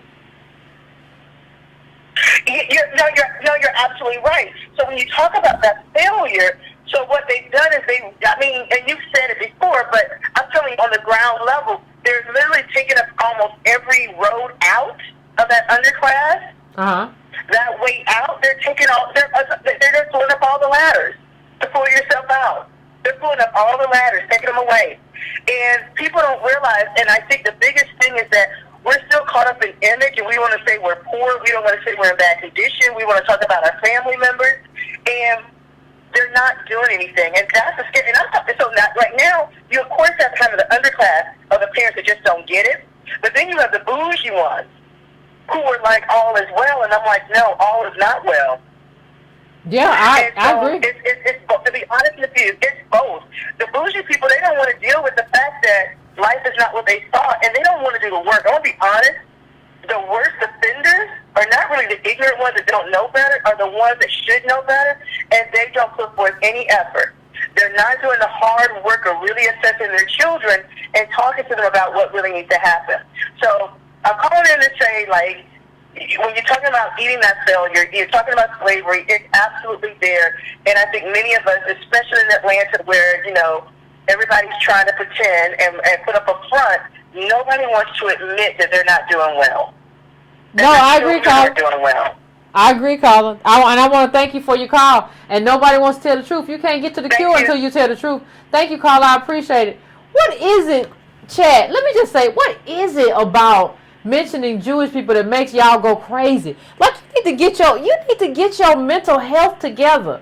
Like, I'm watching the chat, and some of y'all have lost y'all's minds. Like, understand that this little thing that you're doing, it doesn't change anything. What is wrong? Like, that's something we need lineage therapy. I've never seen it. I mean, this is like the people who say they're Moors. Like, we were here first. I don't care what you said. Somebody said we was here first, and that's just what it. Child, look at these. Like, understand, if your goal in life is to run through people's chat and be like, they control everything. I'm not talking about wealth doesn't control everything, and they're like understand that, like, if that's your goal, as opposed to like dealing with what you deal with and thinking about solutions for us, if that's what you do, I don't know. Like, nobody's like, what's wrong with you? Like, there's something wrong with you. Like, the fact that this gets you so hopped up, the fact that this gets you like, this is your thing. Like, this is what you do in life. Like, this is insane. And thanks for the mods. I appreciate y'all. But these people crazy. And I don't think you can deal with people who are crazed to this level. Like, to where you just, I think for some people, all they do, didn't I say eat the meat and spit out the bones? Like, nobody is saying anything pro anybody. This is like, we have to remember who we are as DOS. And, like, I don't even know what this argument is about. Like, it's probably a bunch of white people. It's probably, like, this is just the weirdest thing. And, like, I don't know whether people, like, it's not bothering me. I feel sorry for the chat and the mods. But the trolls just be lit. And they just like, I'm going to come here. And I don't even think these are, whoa, child. Anyway. Let me get ready to go to the next call. These are be some racist people. It'd be black people, it'd be racist white people to come in and want to say racist things and just try to make us be like we're the racist. Oh, child, honey. Child. Oh, honey. Anyway, I'm going to the next call. This call is coming from 504. 504, what's your name? Where you calling from? What's on your mind? Hey, Yvette. Your chat is lit. I don't know what is they doing? What they doing? I don't understand what's going on. All I see is the Jews. Oh, man. What's on your mind, Colin? I just wanted to address, I'm calling from New Orleans area, the Gulf Coast. And, somebody said it's racist trolls. The racist trolls done took off. That's all right. Hurricane Maria. Go ahead, Colin. I'm sorry. What'd you say? That? No, they've been talking about how Hurricane Maria, there's a Harvard study that come out and said that there were more deaths and that I just want my DOS to know that Hurricane Katrina lifted the skirt, lifted America's skirt, and the amount of deaths that occurred in during Katrina, you have to go back to the 1920s to find that amount of devastation. And as far as death tolls, you got to go back to the 1920s, 1928. And this Harvard study that said that Puerto Rico had all these deaths prior to the storm. Now, these are just direct. There's a difference between indirect deaths and direct deaths. So direct deaths would be like something drownings, things like that. Indirect deaths are things like when people get hurt, cutting wood or whatever out after the storm. Well, the figures for Katrina, they were only a month after the storm. And I'm reading here for Maria, they were since December. They're going from Maria hitting September 20th, but this study goes on to December 31st. Okay. So I'm saying they're playing with numbers, and they're trying to take away from what happened here. And it ties into what you say about DOS and how we always constantly have to say, reaffirm what we went through. Always. Yeah. And there's always this other thing that comes out. There's more people that got hurt here, and that's just not true. It's not true. So I want my DOS to know that, Katrina still is the worst disaster on American soil. Period. Yeah, you gotta make it plain, fam. I appreciate it. But thank you. Thank you. Thank you. I appreciate it. You gotta make it plain, fam. I'm coming now to 706. 706. What's your name? Where you calling from? Hi, Yvette. My name is Darius Lamb. I am calling for North Carolina A&C. Oh, how you doing? I'm doing great, Yvette. I got to tell you something. I'm about to have this whole chat lit up. Okay, so you know, my background is I come from South Carolina. I come from South Carolina, so I'm Gullah Geechee, meaning that my people, we stayed on the coastline where Charleston is, like some of the oldest people in America. We've been here since the 1780s. And so we have a distinct culture. Like if you go down to some of the islands, we still have our traditions and our West African culture. And the reason why I'm emphasizing that as DOS is for over centuries, we have been stripped of everything of our culture. And for me, I take it personal because you have our land being taken away from us. And I'm trying to hold on to the little African culture that I have. Okay, we have our own language that is distinct. It sounds more like Creole. And I try to do the hardest as I can to protect my people's tradition. And when I have African Americans who are apathetic to the history, not understanding the history, Yvette, I was trying to call you for the last 3 times when you were talking about African immigrants. Did you know this? Did you know, and I have this article up right here. It says right here, it says African nationalism was born and created at HBCU. Did you know the first president of Ghana, Kwame Nkrumah, was taught at an HBCU? Yeah. Did you know the first president of Nigeria was taught at an HBCU? Yeah. They said an HBCU was a place to be African. But yet you got African immigrants coming over here, and I'm a Pan-Africanist, but I got problems with that. When you don't know your own history, you come over here, spit on us, call our HBCU below inferior when it was us who taught you. You tried to replicate what we did. We went over there. Yeah. And then with other immigrant groups, let's talk about the Indian Americans, because you have a lot of these Indian Americans telling us that we need to work hard. There is one fantastic quote from Gandhi, and Gandhi, their so-called leader, it says this. It says, "May it be through African Americans that the unadulterated message of nonviolence and justice will be delivered to the world." Now, hold on, wait a minute. So you as an Indian get to call us, we're criminals, but we helped And when you were here prior to 1965, you married our women. But okay.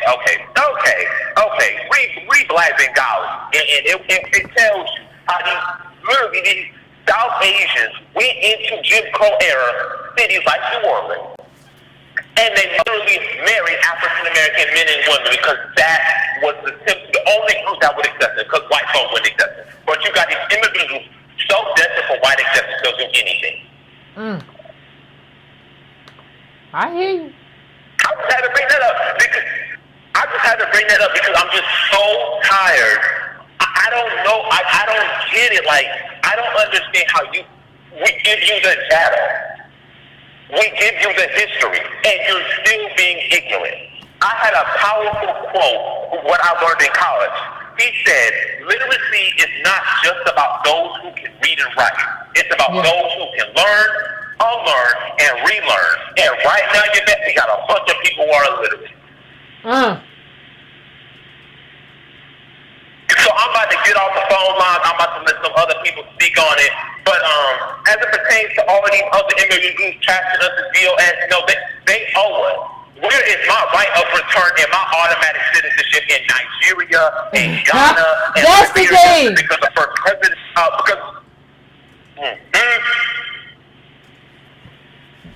That's the thing. Because the first 10 presidents of Liberia were free slaves. The people who wrote the Declaration of Independence were free slaves. Sierra Leone, the capital of Freetown, was founded by African American ex-slaves. Okay, you had African Americans willing to die in Ethiopia when Italy was about to invade them. You had literally African American chiefs sacrifice and die for Ethiopia to not be occupied. And the fact that they don't give us the minimum respect is so disrespectful, and we are old. So, to all those people out there, African immigrants, where's my citizenship to Nigeria, Benin, Sierra Leone, Liberia, South Africa, Zimbabwe, and then we can start talking about advocating for y'all. All right, man, I just have to leave you with that. Thank you, caller, as always. I remember you. I appreciate you calling in. Thanks, caller. I appreciate you. Yeah. I mean, like, we talked about this before on this show, but, like, where's my dual citizenship? Where are the incentives for me to come to your country? Where are the financial incentives? Where are the loans for me to start a business if I want to do something in your country?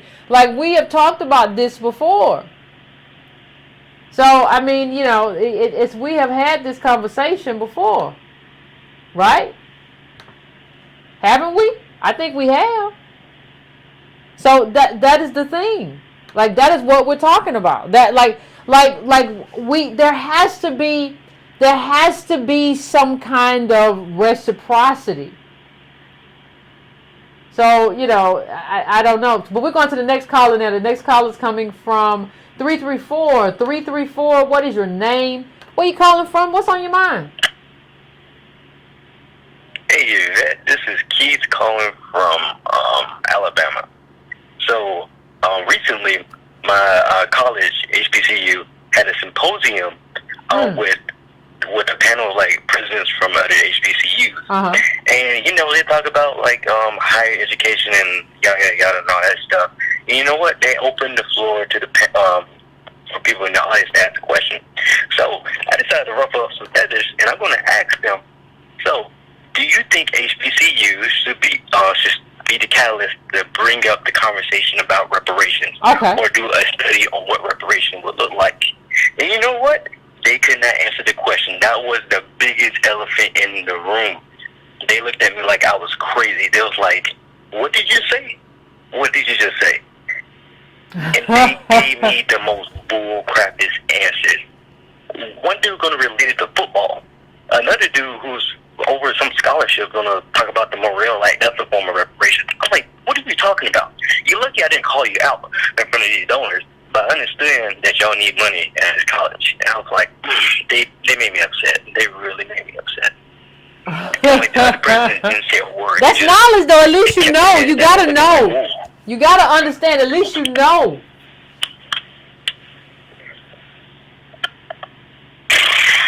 But yeah, I just called to talk about it, just to blurt that out into the world. But yeah, that's about it. Well, thank you. I appreciate it. Yeah. I know, but I didn't expect anything different. Like I think the caller expected like there would be a different answer. I didn't expect a different answer. Our history in this country is very unique. I didn't expect a different answer. Like like if you were in a country and you could get it, you could have an advantage. Wouldn't you want that advantage?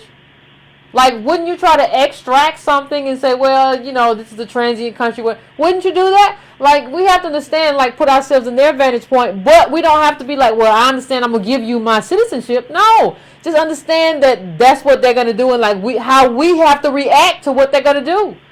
So, 240, I'm coming to you. 240, what's your name? Where you calling from? What's on your mind? How you doing tonight, Yvette? I'm doing all right. DMV. How's everybody doing? I'm good, sis. I'm good. We on fire tonight. Everybody's fired up, and I am too. I decided to come up with some numbers for you. Okay. And for the Breaking Brown family. Okay. You know the saying where it says perception is 9/10 reality. Well, we can't add. So the perception is reality, right? One of the things I wanted to let you know is that I saw a program. It was a broadcast from the UK, and they had UK Black Brits versus American Brits. And it was a panel about 10 people talking. And it was like one person that seemed like they had some kind of idea a little bit, and she was a Jamaican Brit about us and the DOS, and everybody else seemed like they were, I'm not going to say everybody was against us, but they just seemed like, oh yeah, they went into entertainment, and they went into perception, and they were like, oh yeah, well, they have their own films, and black people are in this, and they're mad at us because Idris Elba and David Oyelowo and those people are coming from, and they're taking the roles from them. And I think the Jamaican Brit lady, she was saying, well, how would you feel if somebody came to this country and took roles from us? And they were like, yeah, but they have and people don't realize we're not creating and producing the majority of the films and the images that are being put out there. It's not us. And it's by the studios that have the money that put the films out that show the world who we are, and it's a false image. So they were going on that, and they were talking about the music, which is the music industry, and that's not us, because most of us are not signed to a label and putting out this garbage or whatever they call music right now, for the most part. And they were also, I think they were talking about our show, your show, from the past couple of weeks. We were talking about, how they're coming over here. And I'm like, well, one of the things that they did not do is have any real American to give the true counterpoint of what they were talking about. I was like, this is a weird kind of thing. But that information is being put out through media. And so one of the things I definitely wanted to let you know is that, hey, this broadcast is reaching people all over the world, and I think that's a great thing. And I think they need to keep on listening to find out more information. If they want the real facts and they want the real data, they need to be calling in here, because they can still call in.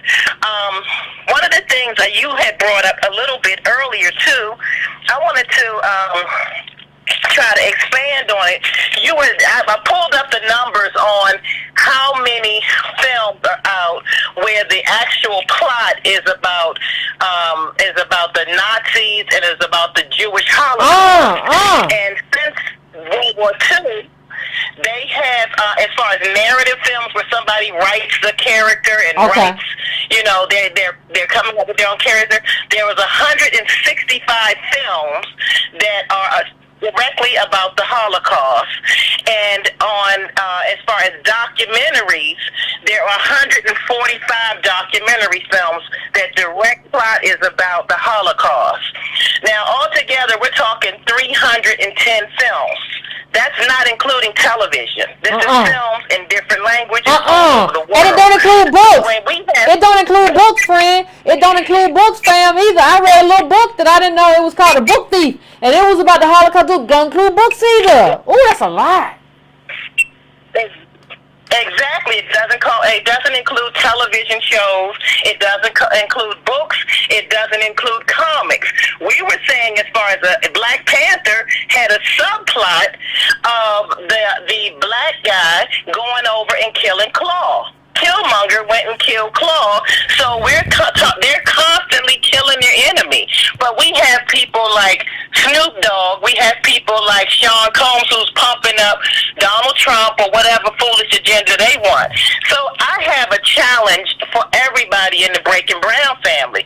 Let's get on Twitter, let's get on Facebook, let's get on these people's feeds, because I love when we get together and do this, because they have that guy he's black and he's running for governor of Florida.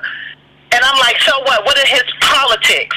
There were about 10 other black people getting on this sister's feed and saying, we don't care about he's black. What is his policy? What's his politics? What are you talking about that's going to be a tangible for us?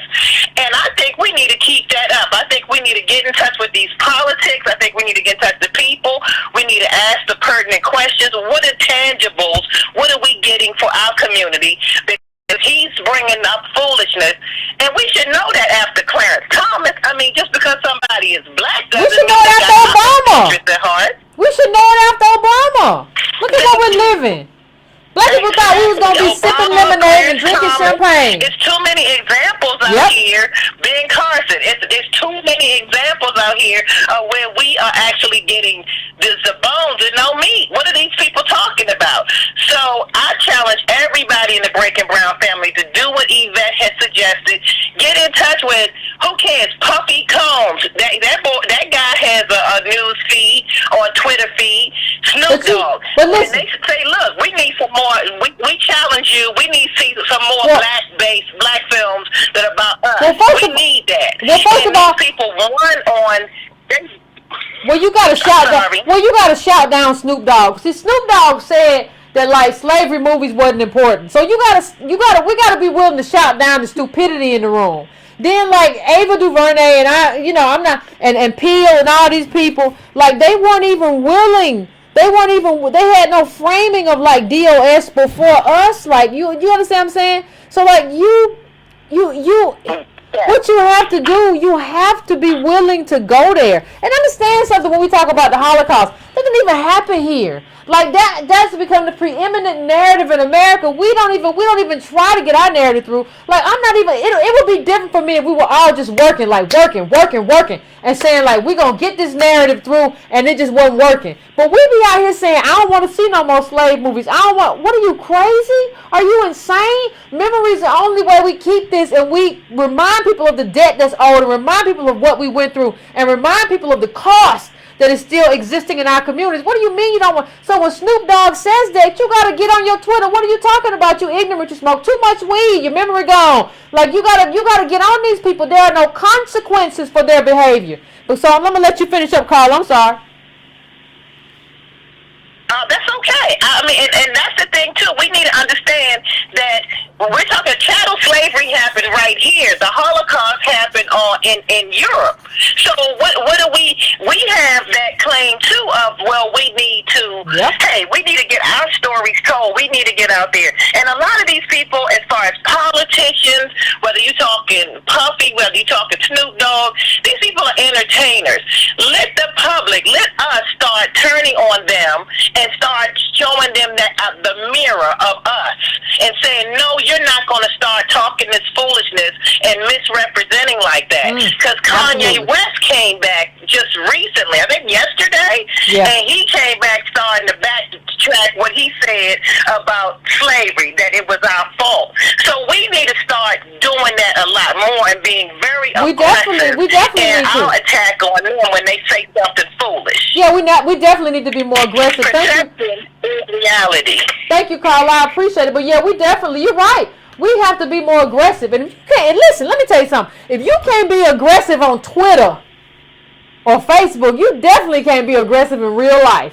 If you can't be aggressive in the virtual world, then there's no hope for you in real life. That's all I got to say to you about that. Because listen, y'all need to, especially everywhere, but especially if you live in Florida, you need to tweet this black new Democratic nominee who was talking all this stuff about abolish ICE or whatever. Be like, Man, like, do you understand how this affects the DOS community? Do you understand how this affects American black DOS? Do you understand that? I'm not voting for you for no abolish ICE stuff. I'm not with that.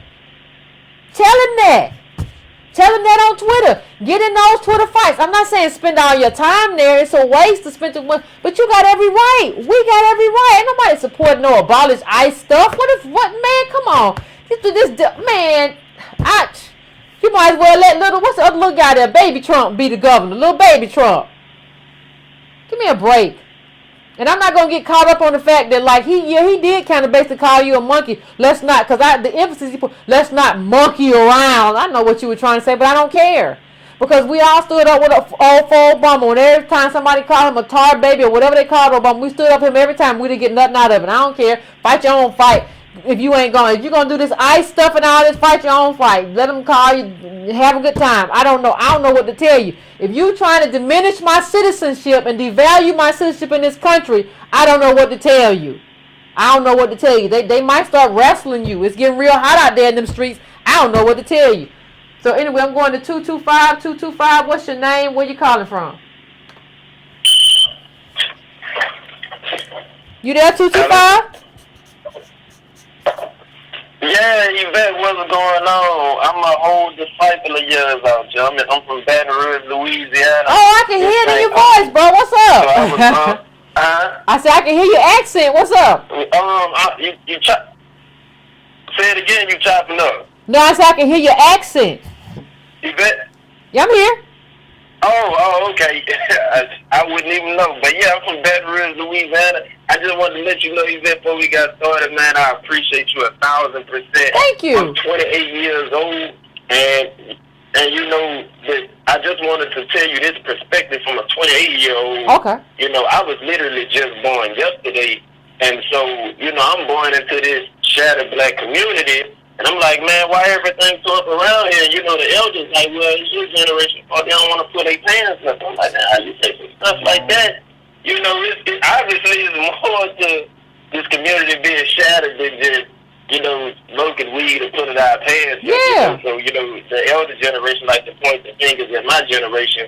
And I'm like, I'm really looking for answers to see how our community got shattered. So when I listen to a woman like yourself, you know, you don't just educate brothers like myself, but you give us the data to where we don't sound crazy. So I just want to tell you I'm thankful for that. I appreciate you.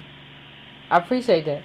I mean, you got to tell them elders, y'all didn't do the work. Y'all didn't do the work. Y'all didn't keep doing the work. After King died, everybody thought everybody was okay, and everybody went to sit down. You don't get to sit down. And y'all sat down, drinking sweet tea, and now we jacked up. You didn't do the work. Ain't nothing about no pants sagging down. Who raised the people with the pants sagging down anyway? Like, you don't even get to tell nobody that. You don't get to tell nobody, like, you didn't do the work.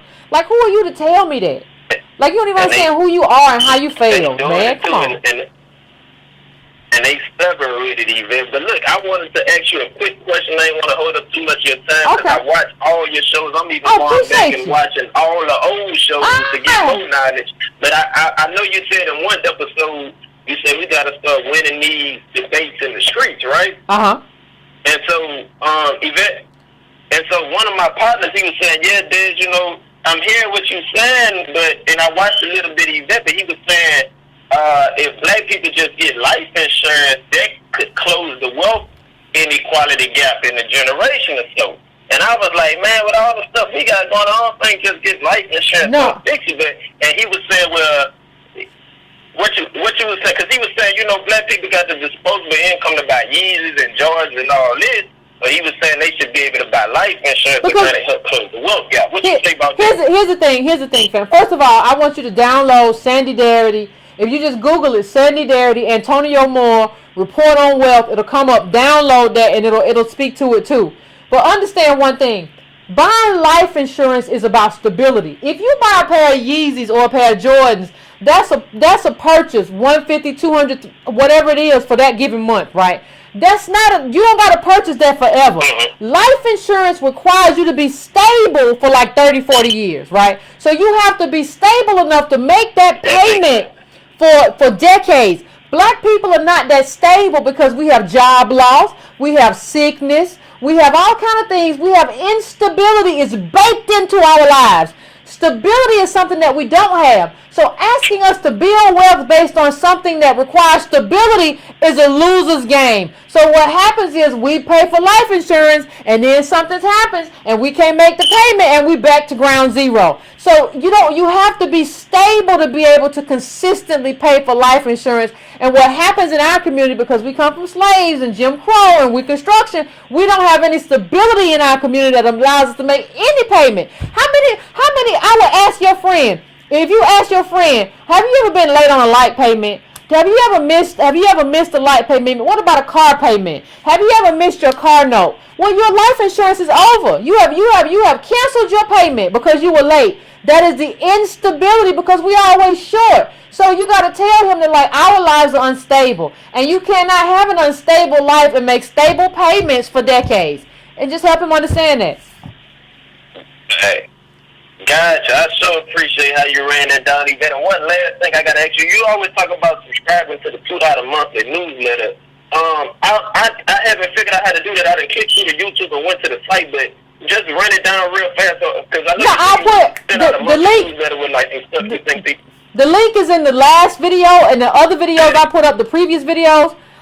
It won't be up in this video till probably later tomorrow. But if you go in the previous videos I've done, like Monday and last week, it'll have a link in the description that says subscribe to my newsletter. And that's how you subscribe to the newsletter.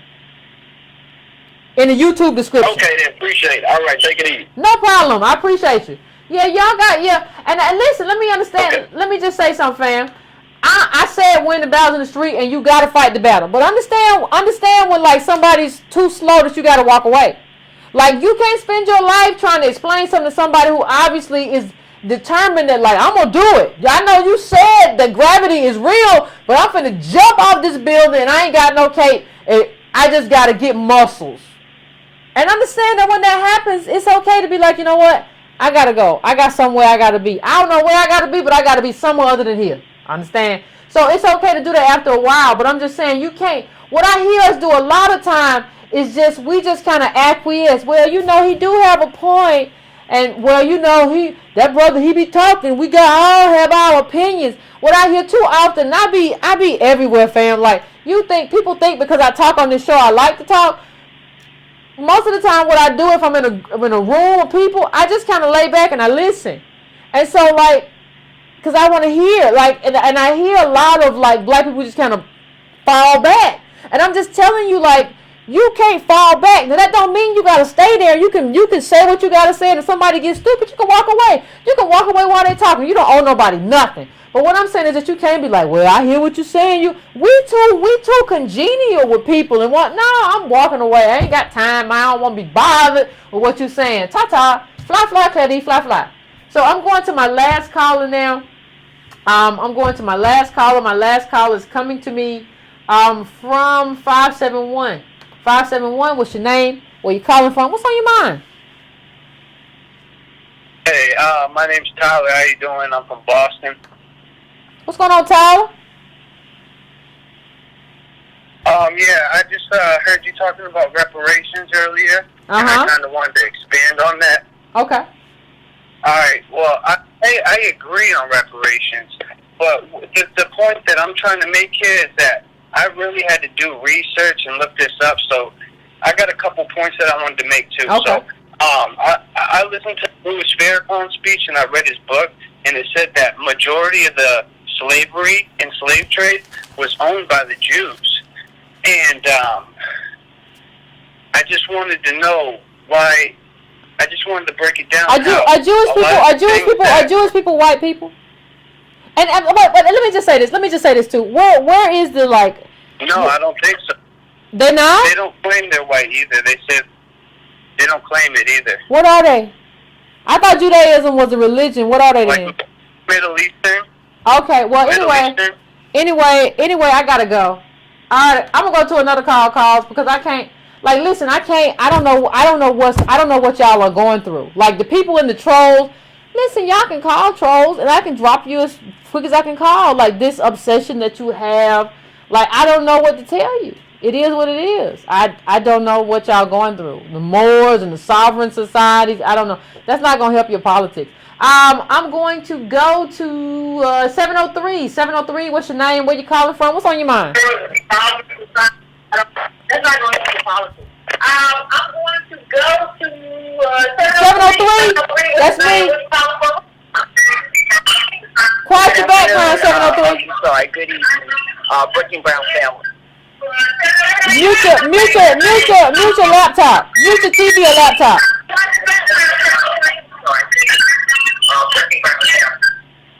Okay, Breaking Brown family. Okay. I'm a first-time caller, long-time listener, and a constant supporter of the program. Listen, Yvette, I just want to say this to the family. We're getting off the point. The subtopic was reckoning. I'm going to just make a few comments and then I'll be done. All of the DOS family members, we must remember that we need to start looking at the advantages of all political issues and look at politics and look at the advantages for ourselves, because every other group is doing it. Yeah. We need to stop giving ourselves excuses. Yvette talked about the Asians fighting affirmative action. For those people that will do the research, I want you to look at the it's a protection act called the Chinese Student Protection Act, and it was approved by the House of Representatives. You need to look that up as part of H.R. Bill 392, which was from the 115th Congress in 2017 and 2018. I'm saying this to say that we really, really, really don't have solidarity with a lot of these other groups. Everybody talks things, and we're coming to the table, and they are not. We cannot expect Yvette and Antonio Moore to do all the work. Each of us must start doing the work.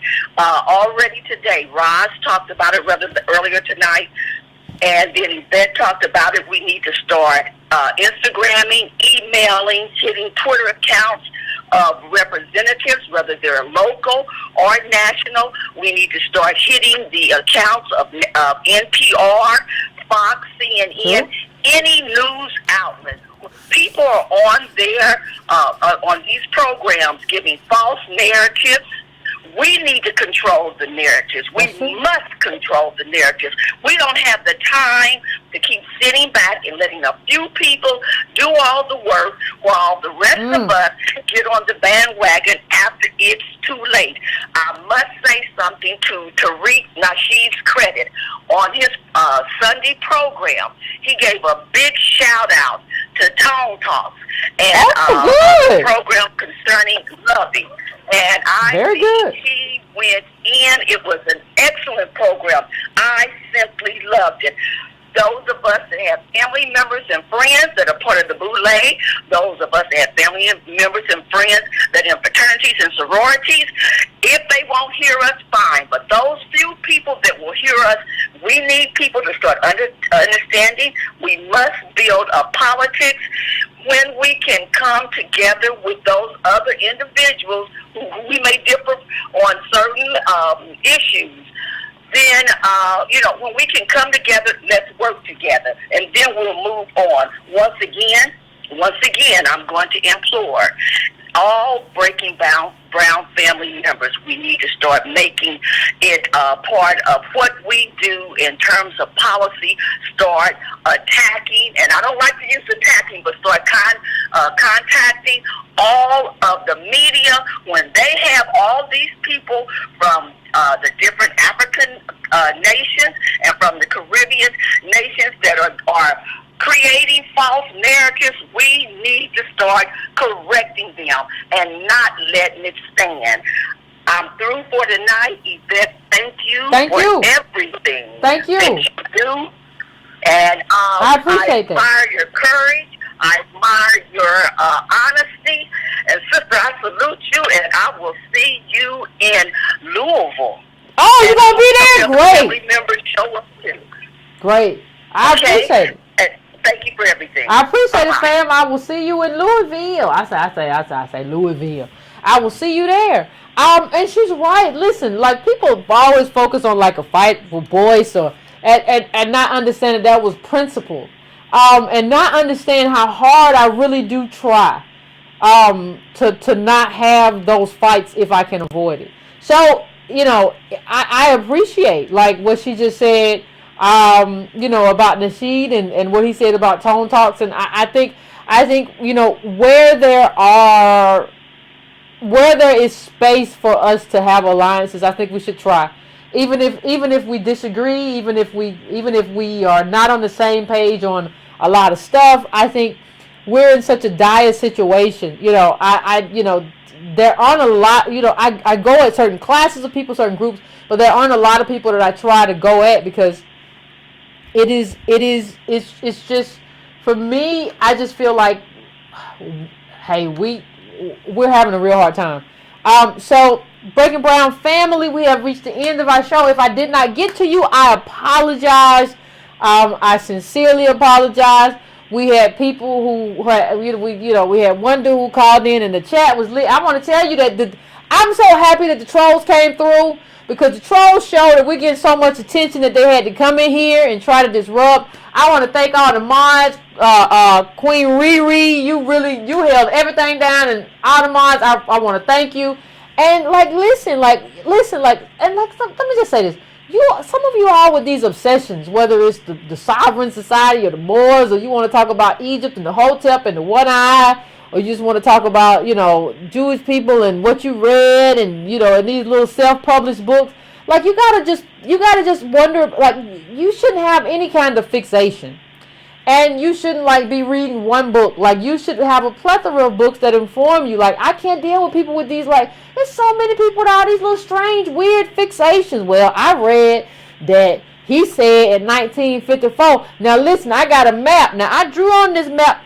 No, we got, what is the most consequential thing in your life? We can draw all the way back to slavery, Reconstruction, Jim Crow, redlining, all of that. I don't know what you're doing all the way over here pretending like you are a scholar of Hotep or Judaism or whatever. Stop being weird. You're an impediment to us if you're just going to be weird all the time and just be fixating on stuff. It's just weird. And it makes all of us uncomfortable. So anyway, fam, please please subscribe. Please hit the bell. And all of that good stuff. And I appreciate everybody who came in. I appreciate y'all for being here. I know it's Thursday and not Wednesday, but I appreciate everybody for showing up. And we'll do this again, as we always do. We'll do this again on Monday. So I'll see everybody soon. Thanks, Breaking Brown fam.